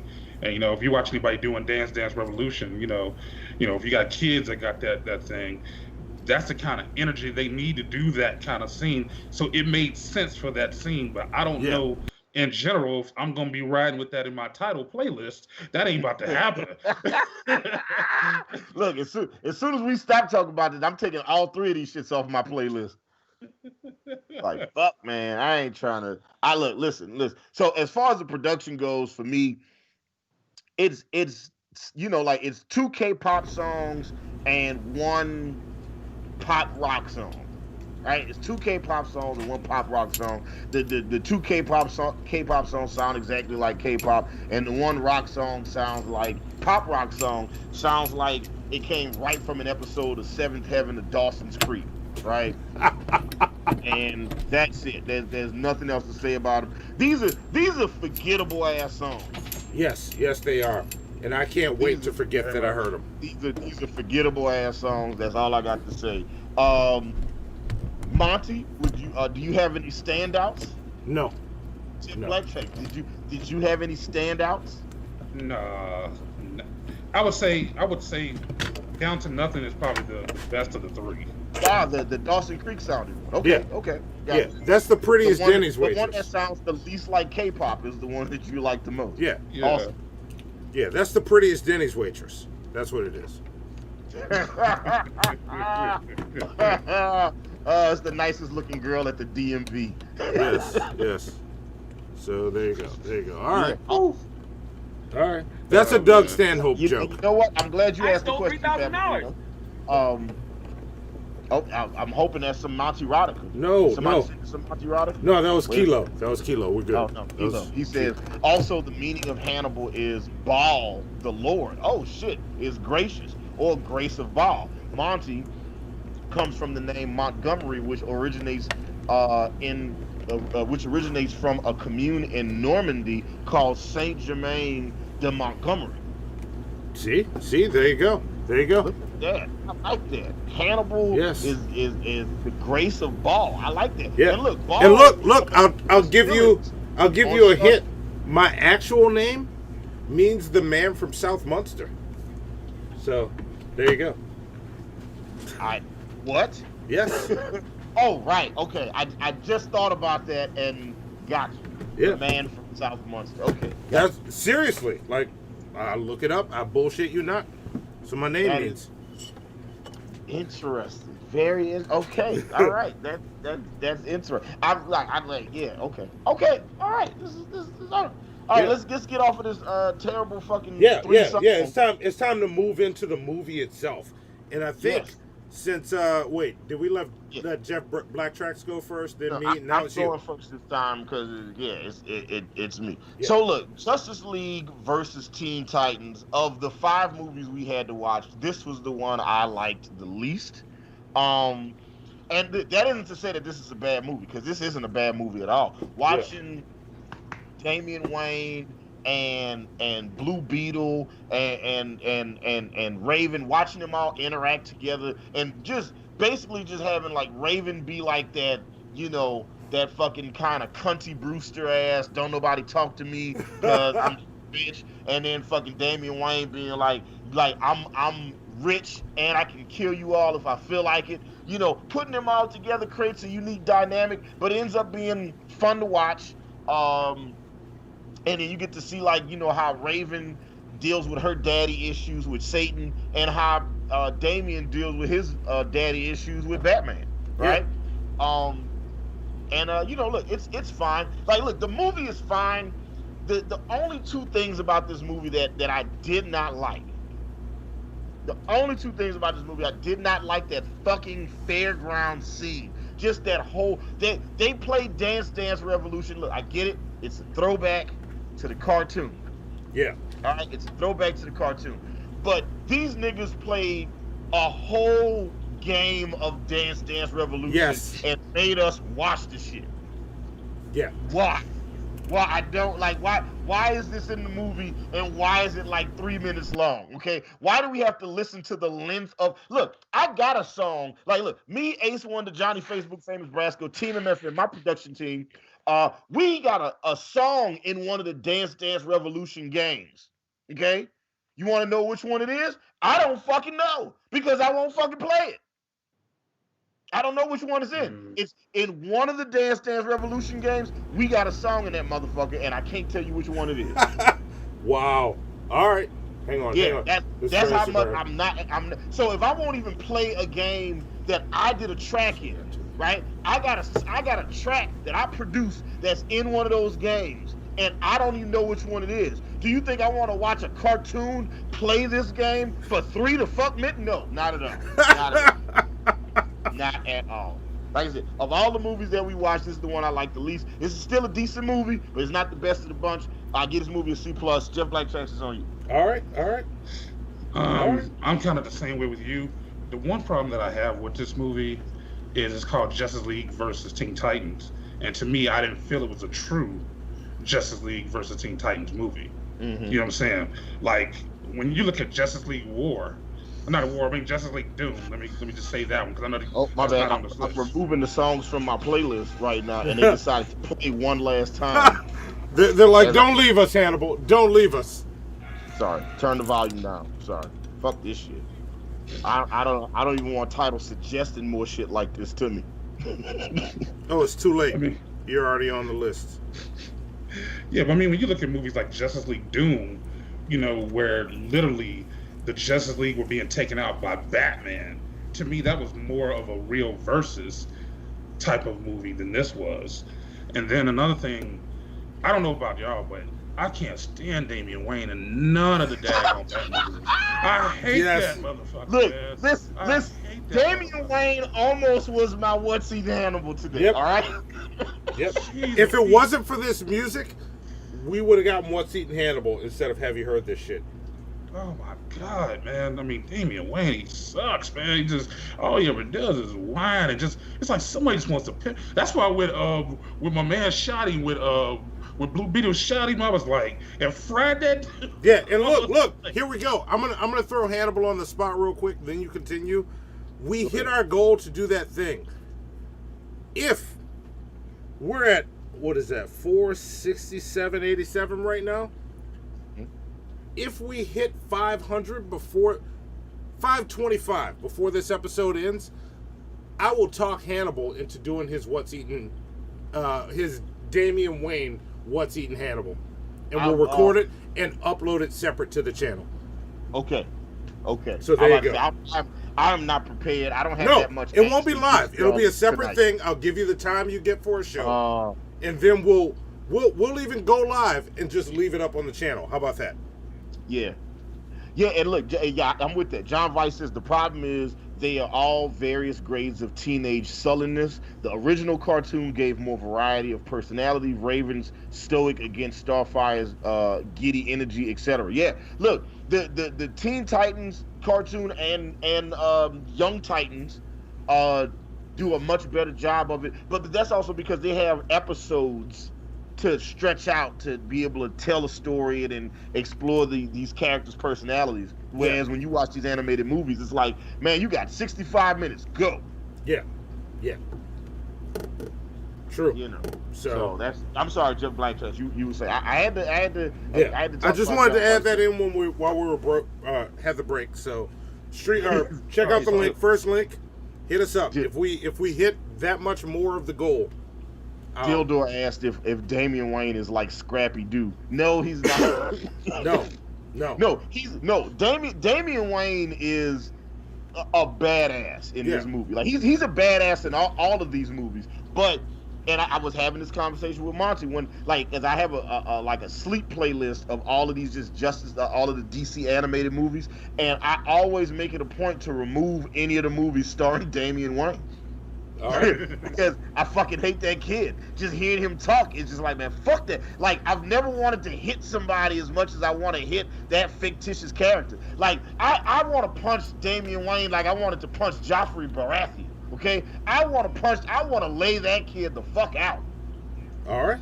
Yeah. So and the idea that he could potentially win the fight pisses me off even more. Okay? All right. Well, let's look. Jeff Blacktracks, I'm sorry we got off on this Damian Wayne thing. Continue. So, but honestly, I mean, it was a good movie, but to me, it just seemed like it was missing something that I couldn't figure out what, and I just couldn't. It just didn't feel complete to me, especially after me watching Teen Titans: The Judas Contract and how solid of a movie that was.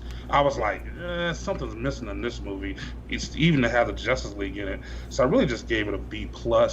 Especially because Damian Wayne, of course, got on my nerves. Like you said, the Dance Revolution scene was a little bit long. Trash. You know what I mean? And it just think it just had all these parts. And another thing, it didn't give you a reason to want to believe in the team coming together by them just dumping him into them.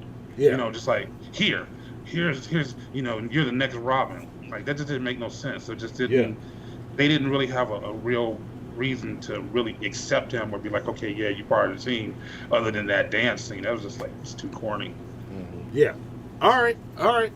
No, that's fair. Like, I'm with your review. That's all good. Now, I'll take it from here just for the sake of time so we can keep it moving.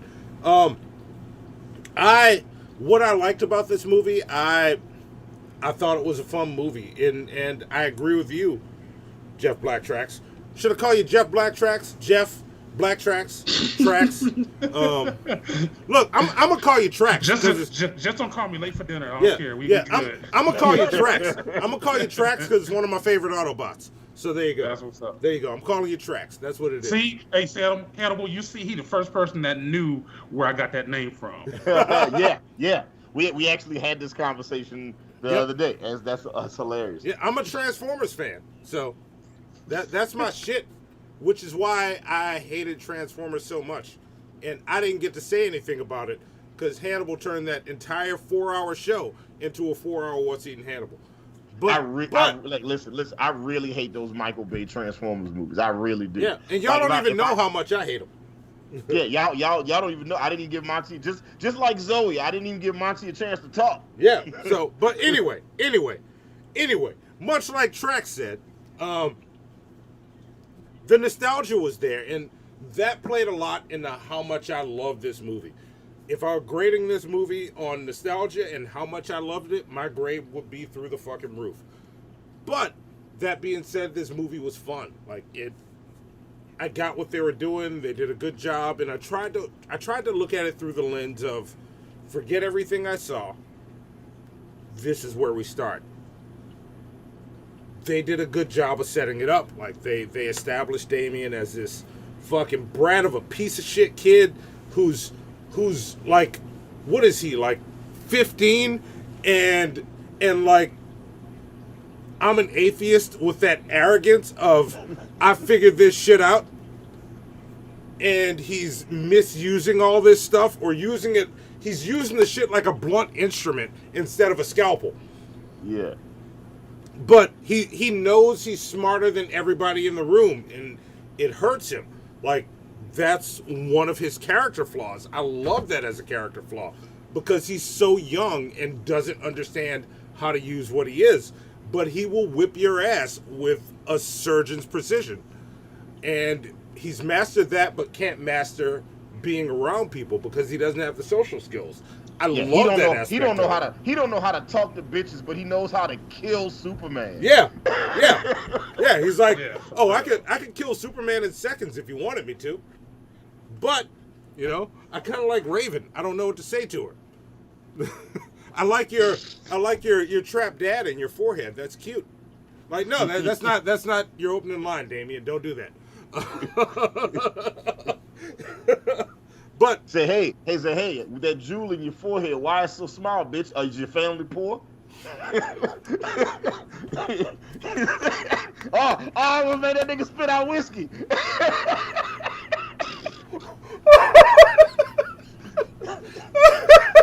Yeah. So, one of the things I love about Damien, and what I didn't like, I know because y'all just went, we all agree. I'm sitting here watching, enjoying the fucking movie. Then they get to the goddamn fair. Yeah. Why? Why is this here? I get the nostalgia. We could have left this out. We didn't need that. All we needed for nostalgia was the scene with Cyborg at the end showing up with pizza in the Justice League going, we'll let you finish. Because it was him reconnecting with friends. Even though they had never been previously friends, that was for the Teen Titans fans. Mm-hmm. You know, that's what that was for. And they had established enough of a friendship. But, that being said, I gave this movie a B-. That's where I fell on it. It was good. It was good. Watch it. It's worth watching. Don't skip it. Enjoy it. So, especially if you were a Teen Titans fan. Especially. If you weren't, give this movie a watch. It's worth it. It's worth checking out. So, what, you gave it a B-? B-, yeah. Okay. Yeah. So, what did you give it? Where are we on grades? I gave a C+, B+, B-. Okay. All right, we're good.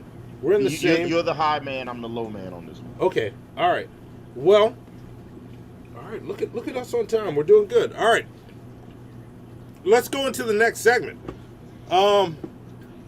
I'm just going to ask this question. All my friends blowing me up right now. Like, tonight's not fucking Wednesday. Like, this isn't when I do my show.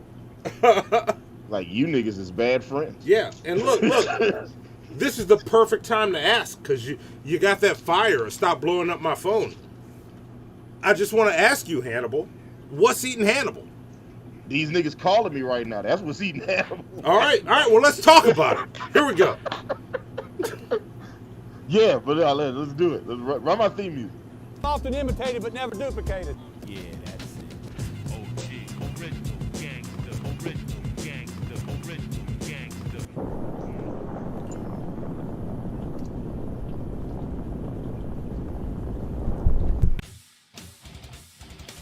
Women drivers, people who talk during the movie, customers who cannot make up their mind while ordering food. They shit on LA, they shit on Chicago, they shit on Miami, they shit on New Jersey. New Yorkers, Atlanta Falcon fans, possibly people from Alaska. They hate Canadians, they hate the South, they hate the rain, they hate the snow, they hate murder, they hate crime, they hate fucking everything. They hate the Knicks when they're winning, they hate the Knicks when they're losing. Indecisive morons, blithering idiots, humans. These people have formed a burning question. What is grinding Hannibal's gears?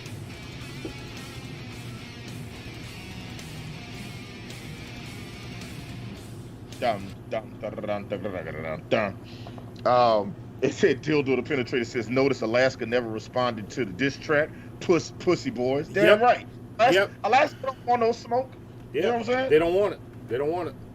Where there's smoke, there's polar melting, and they're not prepared to physically handle it. I don't want to live in no fucked up ice cold place. Fuck Alaska. Yeah. And I don't want to freeze every time I'm in the shade.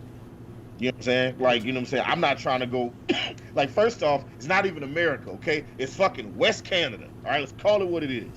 Yeah. All right. The only reason it's America is because we got it cheap. Yep. That's it. They should just send that bitch back to Russia. You know what I'm saying? Give it to them. You can see, you can literally, you take a ferry over to Russia. You know what I'm saying? You'd be the only black there. Yeah. See. Yeah. So, what's eating Hannibal today? So, the next movie we're going to talk about is Justice League Dark. And I've watched that movie a few times. I've watched Justice League Dark a bunch of times, and I've enjoyed it every time I've watched it. It's a fun movie to watch. But when I watched that movie, the main villain in the movie, right, or the main antagonist, has this super convoluted plan on world. And as I was watching the movie this time, I was like, man, this is a stupid ass plan. This is like a stupid ass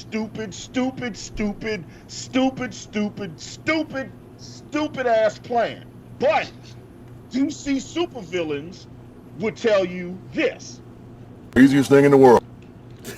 Yeah, one more time. Play it one more time. Easiest thing in the world.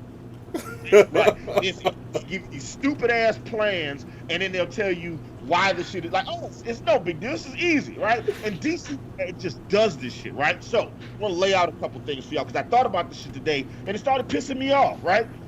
So let's go back to 2017 Suicide Squad. So 2016, 2017, doesn't fucking matter. It's a mediocre AF movie, right? It's actually worse than mediocre because they spent a lot of time on it. They had a lot of time with it. They spent a lot of money and just did not make it great. The best thing they got out of that movie was Harley Quinn's character. That was the best thing that they got out of fucking Suicide Squad. But in Suicide Squad, Amanda Waller goes to the government and says, hey, look, so there's all these superheroes out here, and we got these fucking supervillains out here and shit, and what if, like, we can't control these supervillains? What if one of them decides to go crazy and start killing people? We don't got no plan to stop Superman or Batman or Wonder Woman or Green Lantern. And it's like, so we need a contingency plan. And it's like, all right, what do you got? And she said, okay, cool. What if we take incarcerated supervillains and we make them fight these heroes for us? That's the plan that she pitched. She was like, hey, let's take supervillains and make them fight the heroes for us. It's like, but we can't control these motherfuckers. And she said, but look, I got it. I got this bitch witch, right?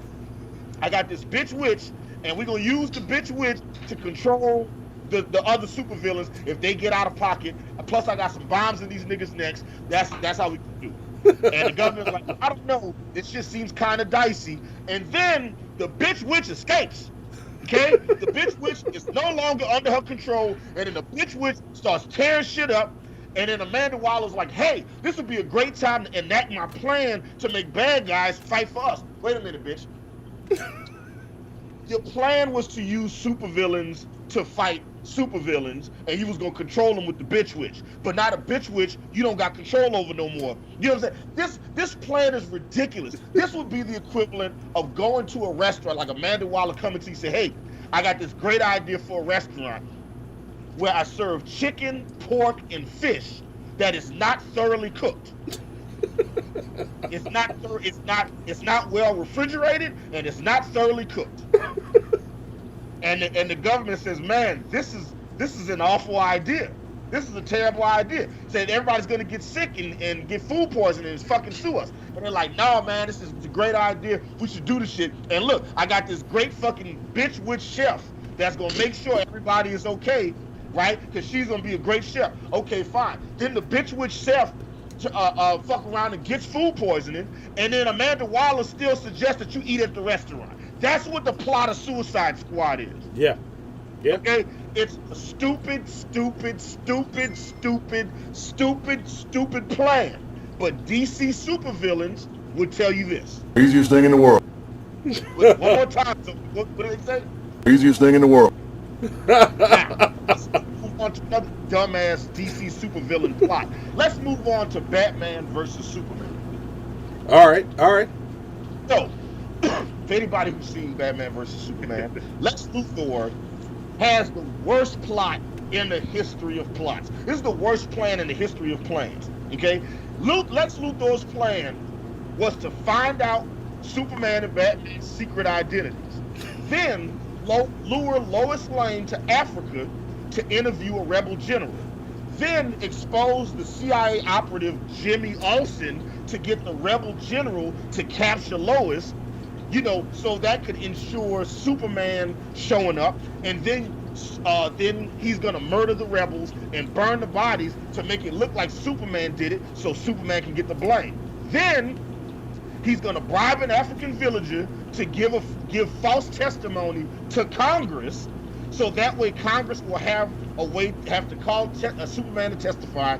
Then he has to gather information on all the metahumans he can find and create superhero names and logos for each one, which is part of the plan, right? Then you have to ask Congress for an import license for kryptonite so you can make a weapon for the U.S. government in exchange for General Zod's body.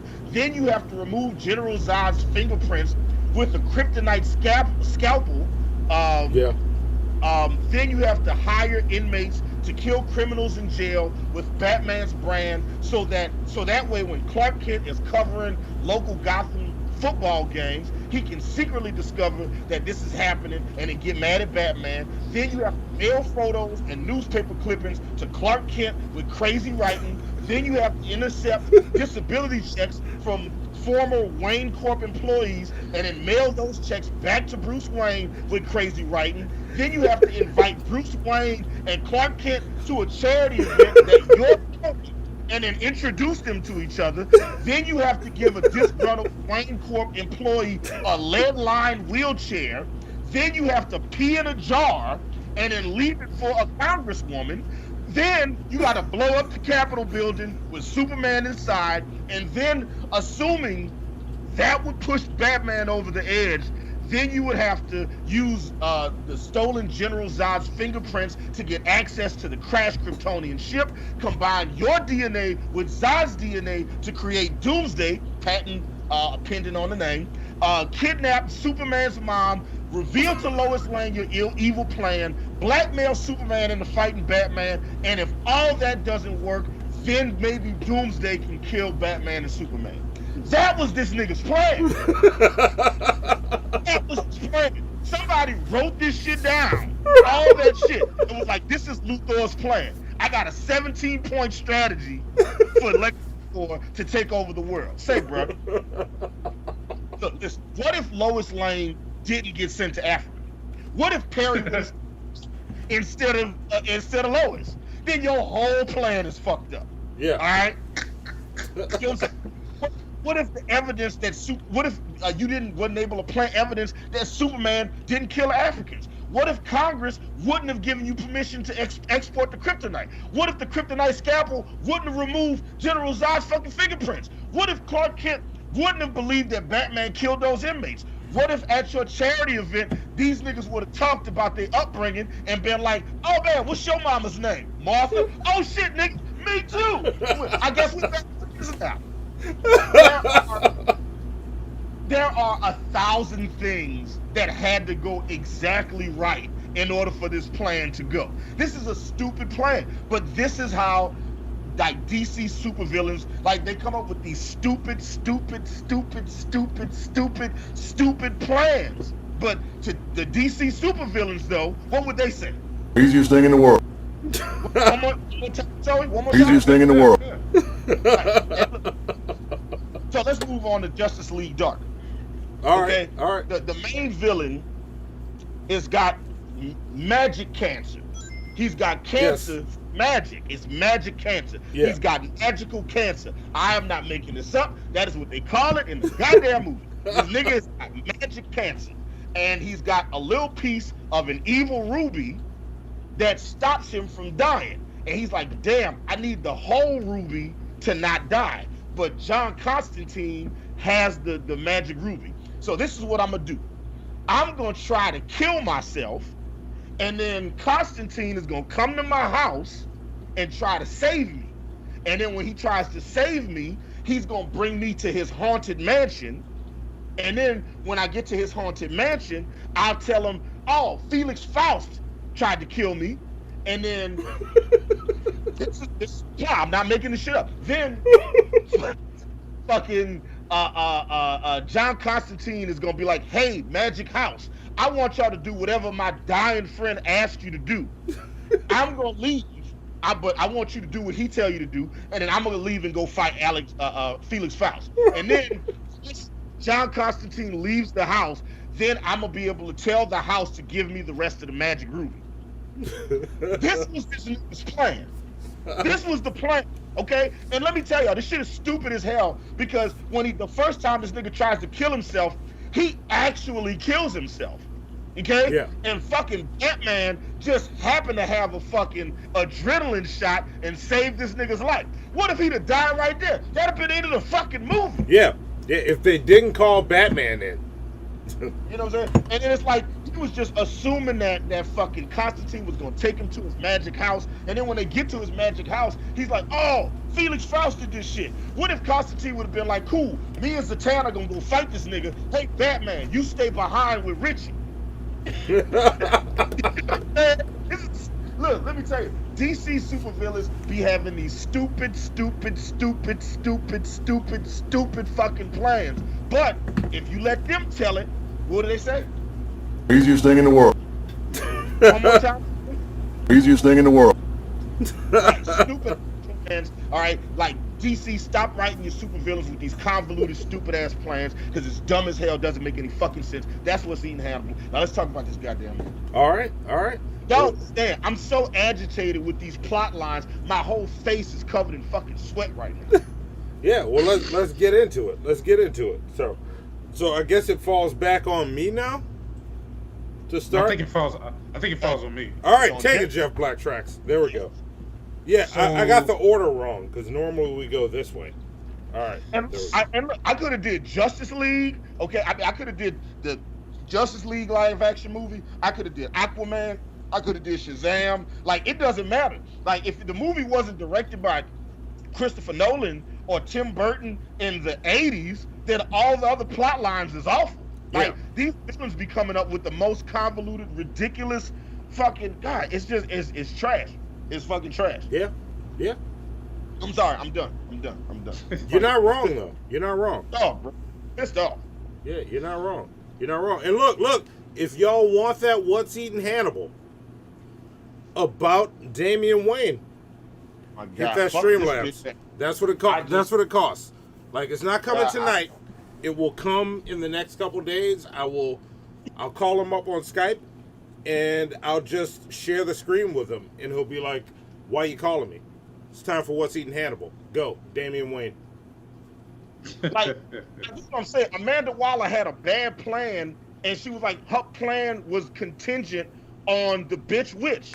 And then the bitch witch got out of control, and then she still convinced the government, yeah, let's do this anyway. Yeah. What you mean? She was the one part to make it not go crazy, and then it went crazy. Fuck on it.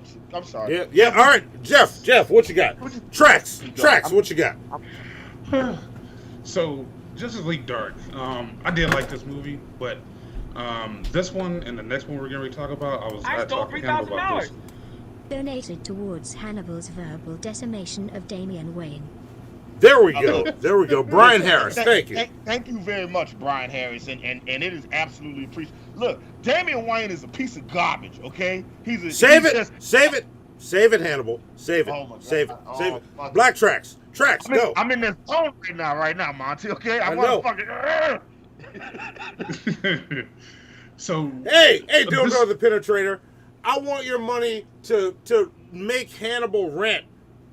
No, I don't want to read your Monty Rodica. Sorry, I didn't understand.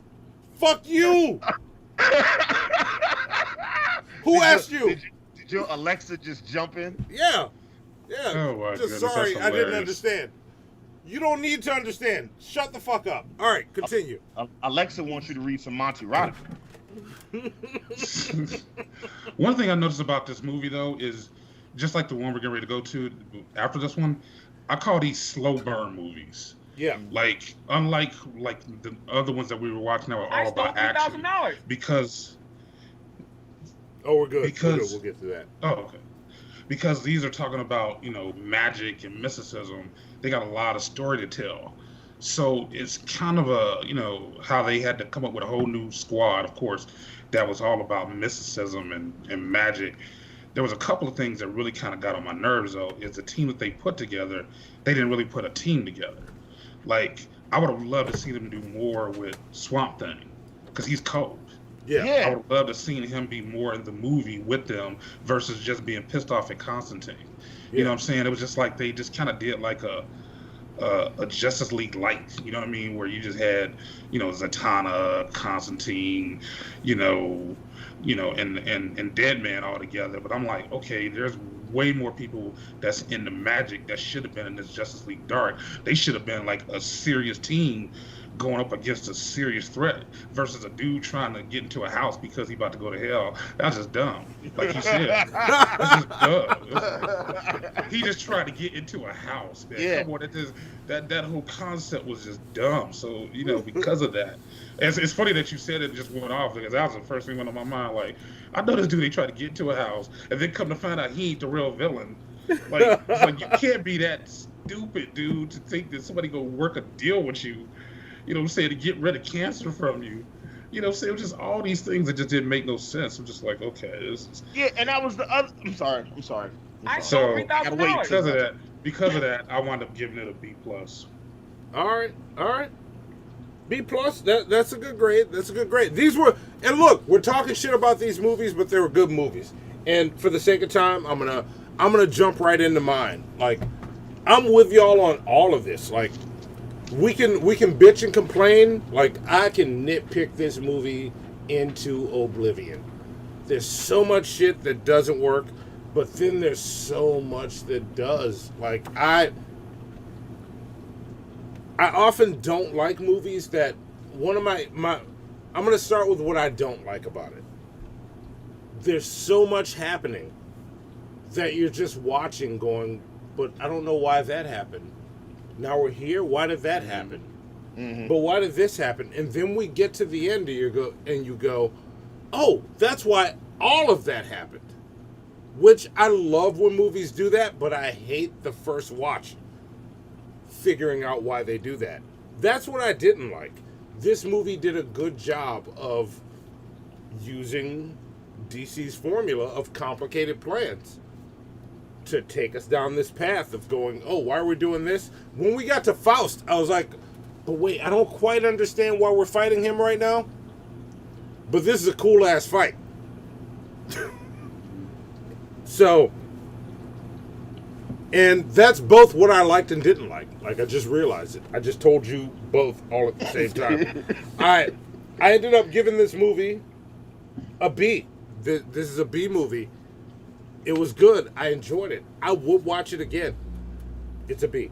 So that's where I am. Hannibal, on to you. I've watched this movie like 4 or 5 times, and I enjoy it every time I watch it, specifically because of John Constantine. Like, the way they execute his character. And look, if you guys haven't watched Constantine City of Demons, that movie is badass. All right, that is a great movie. And that's a good movie. The way they execute his character is just it's fantastic. Like, I love the way they personify John Constantine's character, and I enjoy Batman in this movie. But to agree with John Weiss in the chat, there's no reason for Batman to be in this movie. Batman is in this movie for one reason only. Hang on a second, Hannibal. Pause. Apollos Harris is in the chat. What's up, Apollos? Go back and look at the beginning. We are ready. I'm gonna tell him in a second, because I'm glad we got Apollos here, because I want to tell him right now, live on the show, what we're gonna be talking about. Look, we're gonna talk about on the Friday show that you on. We're gonna talk about the Brett Favre comments about Pat Tillman and Colin Kaepernick. We know you've already talked about that, so now you get to talk about it with us, right? Yeah. And we'll bring up the Hodge twins. Yeah, the Hodge twins. And we're gonna talk about the Hodge twins, you know, which I don't know enough about, but what I do know, I don't like. We're gonna get into it, and we're gonna talk about you being a conspiracy theorist, bro. Look, I told you in the chat, like that's how our conversation started. I know. Look, I was like, you are a conspiracy theorist. Let me get him right. Let me get him ready. So we're gonna talk about Brett Favre's comments about Pat Tillman and Colin Kaepernick, right? Yes. We're gonna talk about Virginia Senator Amanda Chase saying that taking down Confederate monuments is trying to erase white history. Yes. We're gonna talk about that. Yeah. So Senator Amanda Chase of Virginia, all right? Amanda Chase. So you can go do that. And the third thing we're gonna talk about are the conspiracy theories surrounding George Floyd, because there apparently are other people who think that George Floyd is not dead. He is alive and well right now. We're gonna get into that. And, you know, it's going to be you, crazy. us, and Dragnut Silvers. Check him out. Go check his channel out if you want to know who he is. So Dragnut Silvers. That's what we're going to talk about. So, yeah, it's no gotcha moments. It's no ahas. Yeah. I want to make sure ahead of the show that you know what we're talking about. Look, he said, I'll be ready. All right. And look, just know, Apokolips, I'm cool. I like you. I like you. I just think you got some dumbass ideas, bro. I like you. I'm looking forward to digging into that shit. I'm curious to see if you gonna say something that's gonna make me change my mind and be like, look, I always keep my mind open to new information and new facts. So if you say some shit, I'd be like, you know what? I never thought about that before. Yeah. You know what I'm saying? Yeah. I will listen to I listen to regularly with Ben Shapiro and Dave Rubin and Steven Crowder and Rush Limbaugh and Tucker Carlson. Like, I listen to what these motherfuckers are saying. Yeah. Okay? Yeah. Yeah. And I mean Apokolips reminds me of my Uncle Tay. Like, I saw his channel, I'm like, oh shit, this Uncle Tay. All right. Because me and Uncle Tay would debate all the time. Let's go. Let's get in. So, yeah. Look, shit, my coronavirus. Shit, my bad. Justice League Dark. Go, take it.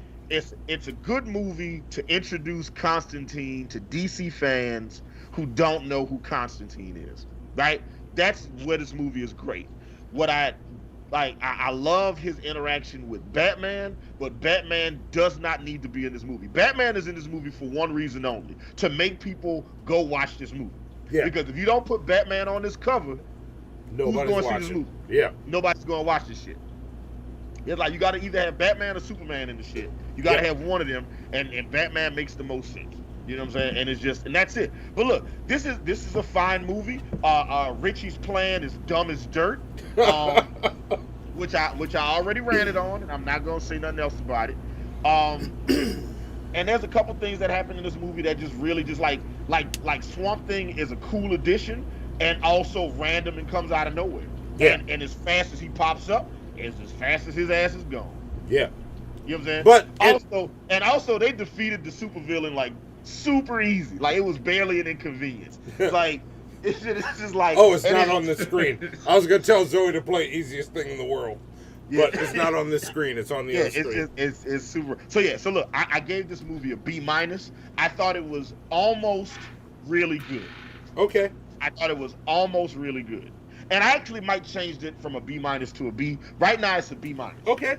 No, that's so fair. I got a B, B+, and a B-. So it basically just averages out to a B. This is a solid movie. Yeah. Yeah. No, it was good. I enjoyed the shit out of this movie, and it looks like we're all in the same ballpark. We have been this entire time. Look, you guys have. I've been slightly lower rating than you guys have been. Yeah, you've been lower. Look, me and Trax, we got this. Yeah. Look. From now on, you're gonna be Trax, one of my favorite Autobots. I'm gonna start introducing you. And look, I want you on the show again. I'm gonna introduce you as my favorite Autobot, Trax. Most definitely. So I gotta point out something in the chat. Antonovich said, I find it hilarious that the same retards, his word, not mine, The thoughts of Antonovich do not represent the thoughts of Hannibal and Monty on Hannibal and Monty Shit Show. Truth. Although I actually am about to agree with 99% of what he says. I find it hilarious that the same retards who rock the Confederate flag are also the same patriots who rock the American flag. Bitch, you tried to secede. And look, I called Monty one night at like 11:45 at night, and I was just like, man, I just sat up and had a whole argument with myself about Abraham Lincoln. Do you remember that night I called you? I do remember that. I do remember that. And I said to Monty, I was just like, the same people who like to use the argument that Republicans aren't racist because Abraham Lincoln was a Republican and he freed the slaves. First off, I am not saying, nor have I ever said, that I think that all Republicans are racist. I do not subscribe to that belief.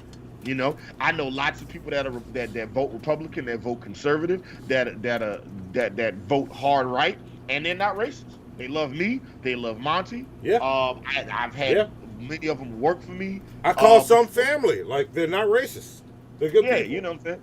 You know, we just have different ideas about what we think America needs to do to go forward. But you know, but that's about it. But like the people that will use the argument, oh well, you know, we can't be racist because, you know, fucking Lincoln freed the slaves, right? And be like, you know, I'm like, but Lincoln also fought to defeat the Confederacy, which you also support.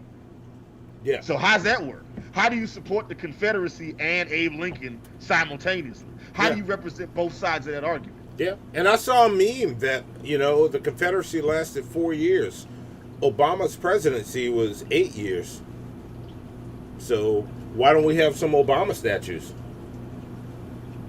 Man, if they put up... I'm seriously... Obama was president longer than the Confederacy. Man, look, if right now in New York City, it's not going to happen. It's not going to happen. I get it. Democratic. If like, you know how they want to take down the Theodore Roosevelt statue in front of the New York Museum of Natural History. If they took that that statue down and put a statue of Barack Hussein Obama, boy, motherfuckers would lose their shit. Wait, have you interacted with Dragnaut Silvas already, Apollos Harris? Hang on. So Dragnaut Silvas didn't tell y'all about my Sean King video that I did? No, I didn't know y'all had interacted yet. I did see that you posted the Sean King video today. It was something along the lines of, what's the name of the video? I don't want to say it. It was like something like Sean King and Black Lives Matter is that bullshit or something like that. Yeah, we're getting there. We're gonna get in. Look, we're gonna talk about it. We're gonna sit down and talk. And look, I already told the shitheads, we're inviting you into our house, Apollos. I told them to, you know, we're gonna open the door. We're gonna be respectful. We're not gonna disrespect each other unless it goes down. We're gonna make sure it doesn't go down. Sean King is bullshit, though. See, man, Antonovich is not with Sean King. See, I feel like we gotta have we gotta have Antonovich back on the fucking show. We do. We might need to get in, you know, talk some shit with Antonovich. I'm cool with that. Yeah. I like Antonovich. Okay. He said, Apollos Harris, okay, cool, it won't go down. Yeah. No, look, if it goes down, it can go down. Look, but just know I like you. It can go down. We can be friends after. Look, it went down before. I can still be friends with the people it went down with. It happened on the show. I blew up. I lost my shit. So, they can come back on. They're welcome back on the shit show. But see, Tracks over here, I have yet to come close to losing my shit on him.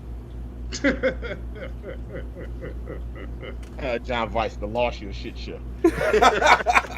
John Vice knows what show.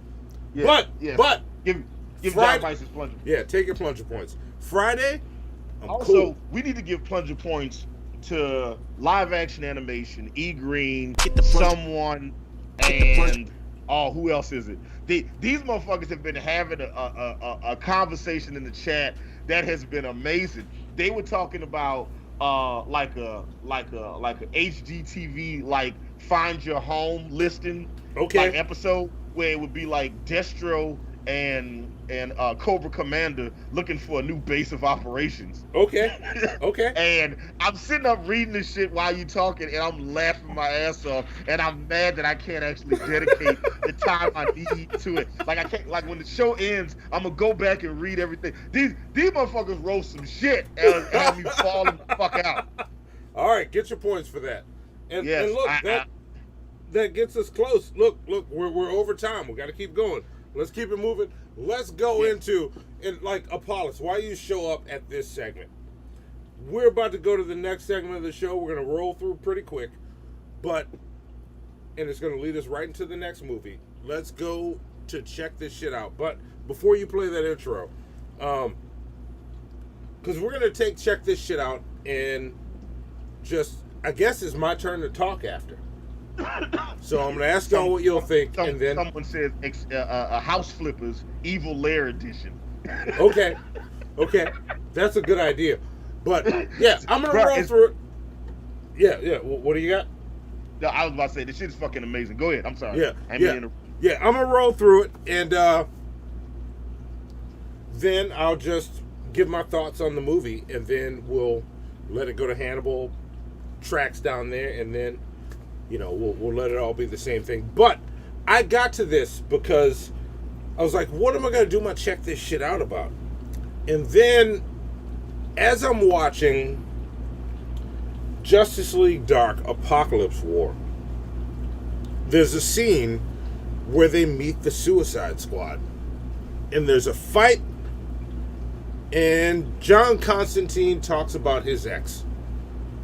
That leads us to me going, oh, that's what my check this shit out is going to be. Before I even searched, I just looked and grabbed the first one I saw. Here it is. Check this shit out.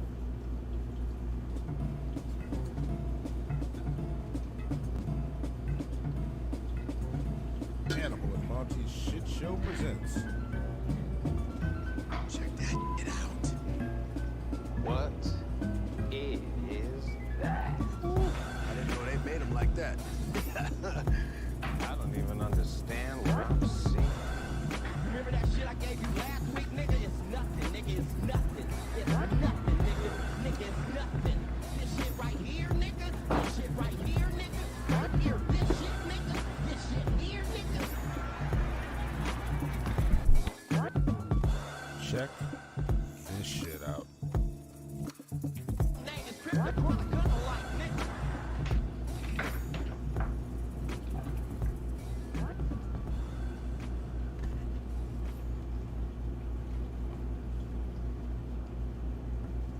But I want to talk about DC Animated. So DC Comics has an animated universe. It's actually very good. Most of the movies have been pretty good, I gotta tell you. I haven't seen this movie yet. I haven't. I intend to watch it. I do, because I've seen all of them. There's some funny stuff here. And I haven't seen this one yet, so I can't tell you if there's any woke nonsense in this one. But John Constantine seems to be like the main character of the movie about this. So apparently there's some weird stuff in this movie. And of course, NPC media is going to jump all over this and make this the forefront. This is why you must watch the movie. My concern here is that the animated movies are starting to push over to these weirdos. John Constantine bought him for King Shark, and that's canon. First off, that's not canon. As far as I know, this only happens in this movie, but King Shark is this character right here. We're automatically assuming that Constantine is now taking it from a gigantic male shark. This response right here. I can't believe John Constantine totally bottomed for King Shark. And then we get a response from Miss Scott here. Believe it, I can't believe they let me write this. Now, just because this happens in the movie does not make this canon. It's just catering, though, to blue-haired weirdos over on woke Twitter, right, to give them something. And it sparks these kind of articles, and then we see articles like this. Matt Ryan says Constantine isn't just into guys and girls. He's special. Kind of degrading that he takes it from a gigantic boxing shark, but whatever. It's just funny that they can't push the movie on merit, that they think that this is what's going to push people to watch the movie. Well, there you go. There you go. This guy's pissed off that John Constantine's fucking a shark. I'm happy with it. I'm fine with it. I'm like, yeah, that's hilarious. Fuck that shark, John Con. What did you think in watching Justice League Dark Apokolips War when in the scene where they acknowledged that John Constantine and King Shark had previously been in a relationship? What did you think of those 2 seconds of seeing that was in the movie? What did you think of that, Jeff Blacktracks? So already the fact of I watched the movie and I thought I paid attention. That part completely went over my head. Those 2 seconds went by so fast that I didn't even hear it. See? Till just now. Yeah. I'm like, when what is he talking about? It's the scene where like they walk into the Suicide Squad.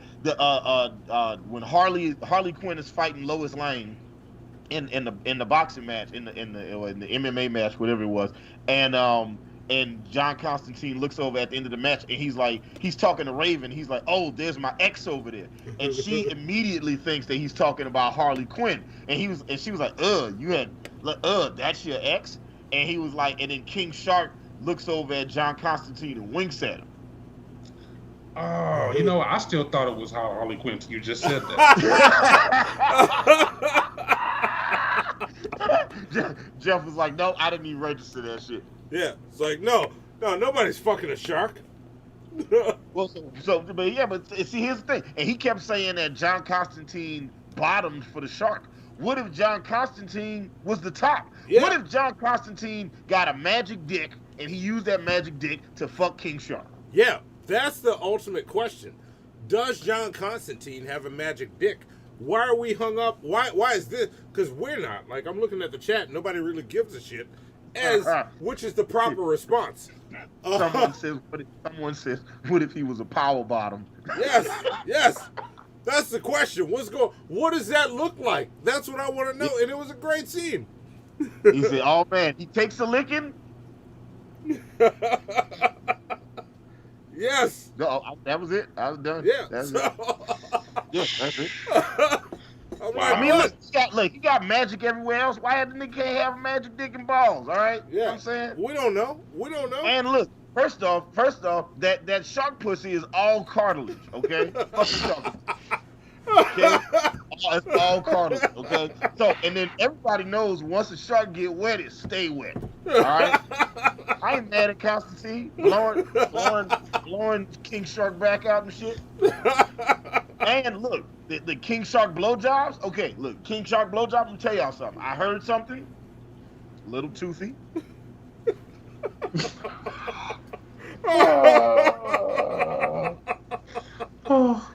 got a magic dick, so it doesn't matter. It's all good. Yeah, his dick's magic.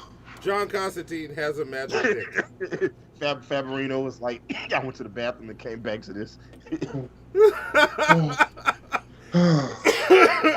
And say, "Oh damn, am I too late to hear Hannibal pronounce my name wrong?" Okay.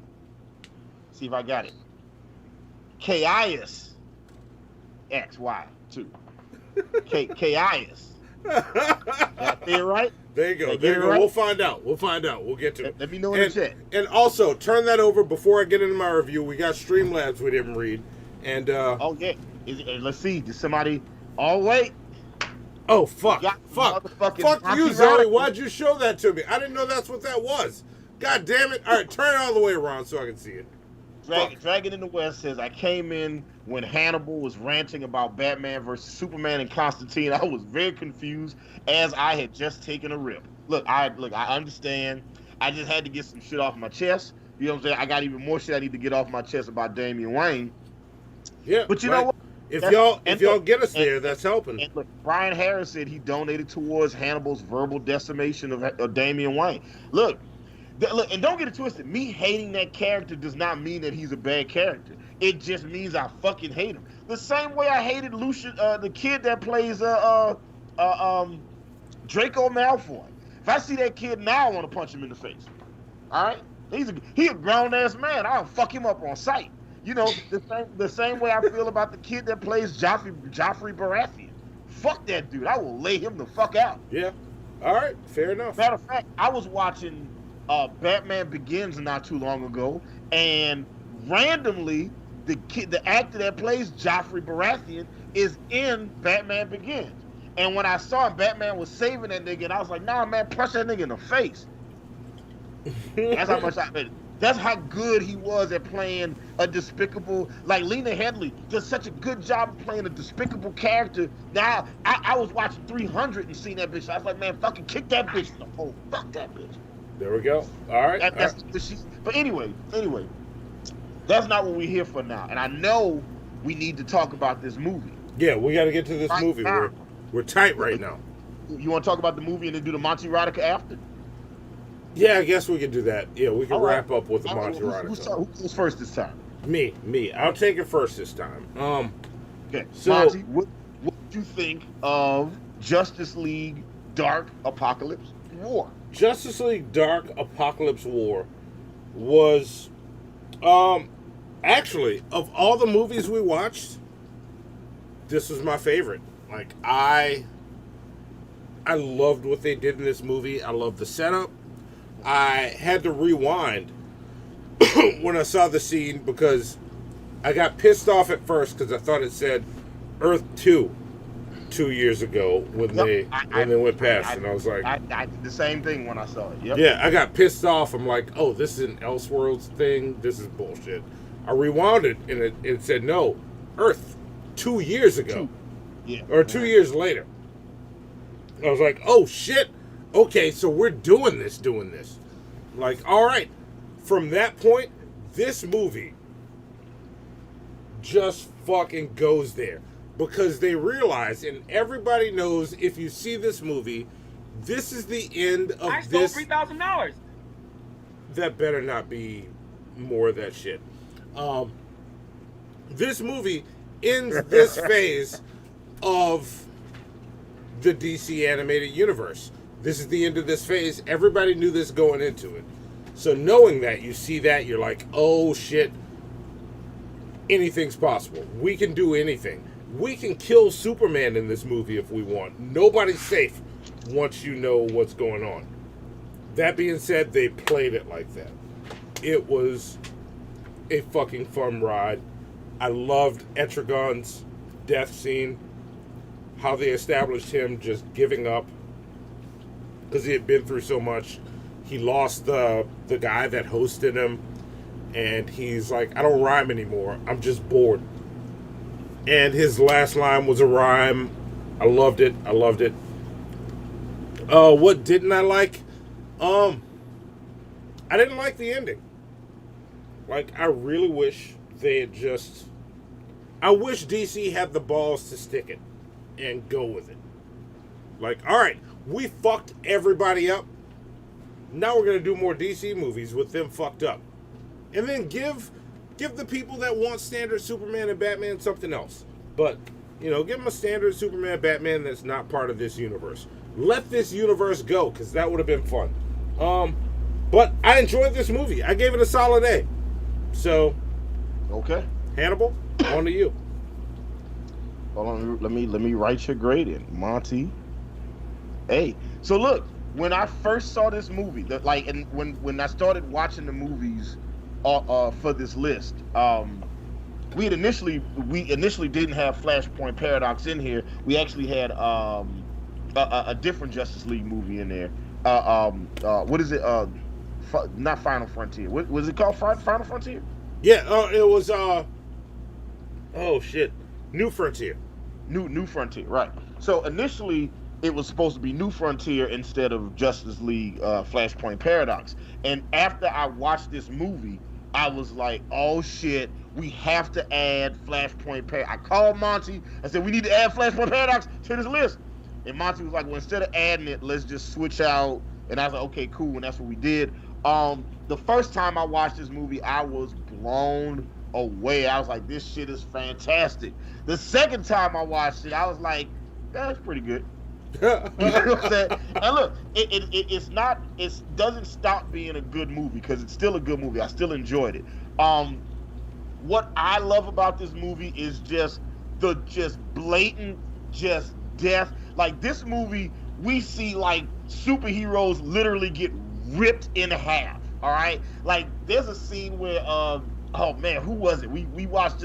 I know we saw Black Mantis get ripped in half. Yep. I think we watched the Hal Jordan Green Lantern get the Omega rays through his fucking skull, and then watch his skull implode out. Like that's just like there were just some fantastic superhero deaths in this fucking movie. And it's like we see Wonder Woman get her arm cut off, and we see look, listen. I was a fan of watching all these superheroes get killed, and I was like, all right, the only way this movie works is they got to reset the timeline. How are they going to do that? And then when I saw the Flash was still alive, I was like, oh, cool, Flashpoint. That being said, as much as I enjoyed this movie, and I enjoyed the movie more the first time I watched it than the second time I watched it. Look, I mean, I don't have as much negative to say about it. I think that like I understand why I enjoyed this movie. I'm giving it a B. That's it. I'm not gonna say nothing else. All right. Caius. Okay. There you go. Caius. There you go. Caius. See, you got it right. Caius XY2. All right. Is it K or Kai? It's Kai. There we go. Caius. Yeah. But not key like how white people pronounce chi. Key. All right, yeah. I'm giving the movie a B. I thought this was a really good movie. Okay. And I think this was a great ending to this franchise. I like watching Damian and Raven's relationship play out the way it played out. I liked watching Etrigan not giving a fuck. I like watching evil Batman fucking working for Darkseid. Yeah. You know what I'm saying? I like watching bitch ass Luthor being like, oh, say, look, so when y'all destroy Earth, you know, was y'all gonna let a nigga live, or like how was he finna play? So I love the way they played all that shit. Loved all that shit. I thought it was entertaining, and this batch of movies all fit together in one cohesive story. Yeah. Right. So if you got like a couple of hours to kill, like you got like 4 or 5 hours to kill, you should watch all 5 of these fucking movies. Yeah. I gave this movie a B. Jeff Blacktracks, what'd you think? Interesting. This one, I think I've said you before. As soon as you start with to me, is a interesting, slow I feel like burn you about to movie. disagree with everything. Like the last one. And even though they did say that this is Earth, Earth Prime or whatever, it still felt like an Elseworlds movie by the end of it. Yeah. Yeah. You know, and that was something that I noticed. It played out like an Elseworlds because, like when you saw that the Flash was hooked to that thing, that track, I said, wait a minute. And then how small he was, because he had been running for so many years, you're like, wait a minute, something here is wrong. But the death scenes in here was so brutal. Good Lord. Yeah. What was it? How Jon Stewart got that lava drop. Just blew my mind. That scene was hardcore. Thank you for bringing that up. Yes, keep going. Darkseid set these mugs up real good. I mean, to be torturing Superman and injecting him with kryptonite, with the kryptonite S on his chest. I was like, these are some inventive, brutal things that he's doing in this movie, and then just to let him live, like whatever. So, I mean, it was a good movie, but to me, it wasn't great. Okay. It was really good. But the problem, the one problem that I had with it was at the end when you did see Raven become this pure Raven. After she's been dark all the time, and now she's white and her father is free. I kind of was like, oh man, if they reset that means it's going to make her go back to being dark, and to me that's not fair. Yeah. I was like, she finally found peace, and now you're going to take it away from her to do all that. And then, when my man said, you know what you got to do, and they're getting ready to just do a whole nother New 52 by doing another Flashpoint. It's like, I was like you, Monty. I was like, yeah, the Earth is dying. Let's go ahead and do an end game. 5 years in the future from this point, and see what they can do to save the Earth with the minimal team that they got. Yeah. Let's see. can we bring Dick Grayson back? You know, even though he's been in that lava pit, there's been people that's come back from that. Look at Red Hood. He's come back from being crazy to getting his sanity back. Why couldn't Dick Grayson get his sanity back? I was like, a lot of this isn't making sense. So for that reason, I gave it a B+. Okay. No, that's fair. That's a fair grade. That's and fair. Look, I gotta read this before Monty gets to the Monty Rodica. Because John Weiss said, I hated this fucking movie. It is superhero snuff. Let's spend 80 minutes watching all our favorite characters get ripped apart in hideous ways, and worse, you know none of it will be permanent. You know it doesn't matter. All gore, no heart. Fuck that. God damn. All right. That's the most John Weiss answer of all John Weiss answers. And yet, if you had told me, if I had read his description, he says, if I read him saying, I hated this movie, it is superhero snuff, let's spend 80 minutes watching all our favorite characters ripped apart in hideous ways, you just sold me on watching this movie. Okay? Yeah. And that's the most Hannibal response to the most John Weiss response.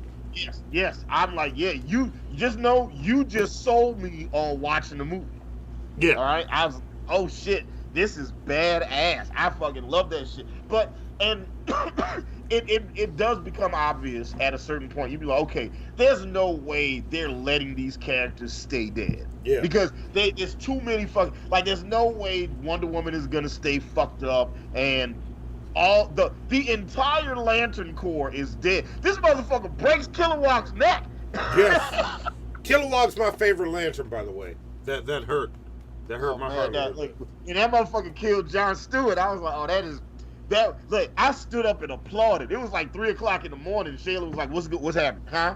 What? Yeah. I thought that shit was incredible. Yeah, that was awesome. John Weiss says D+. Damn. God damn, John Weiss. Shit. Your grade has been logged. He's part of your grade, shitheads.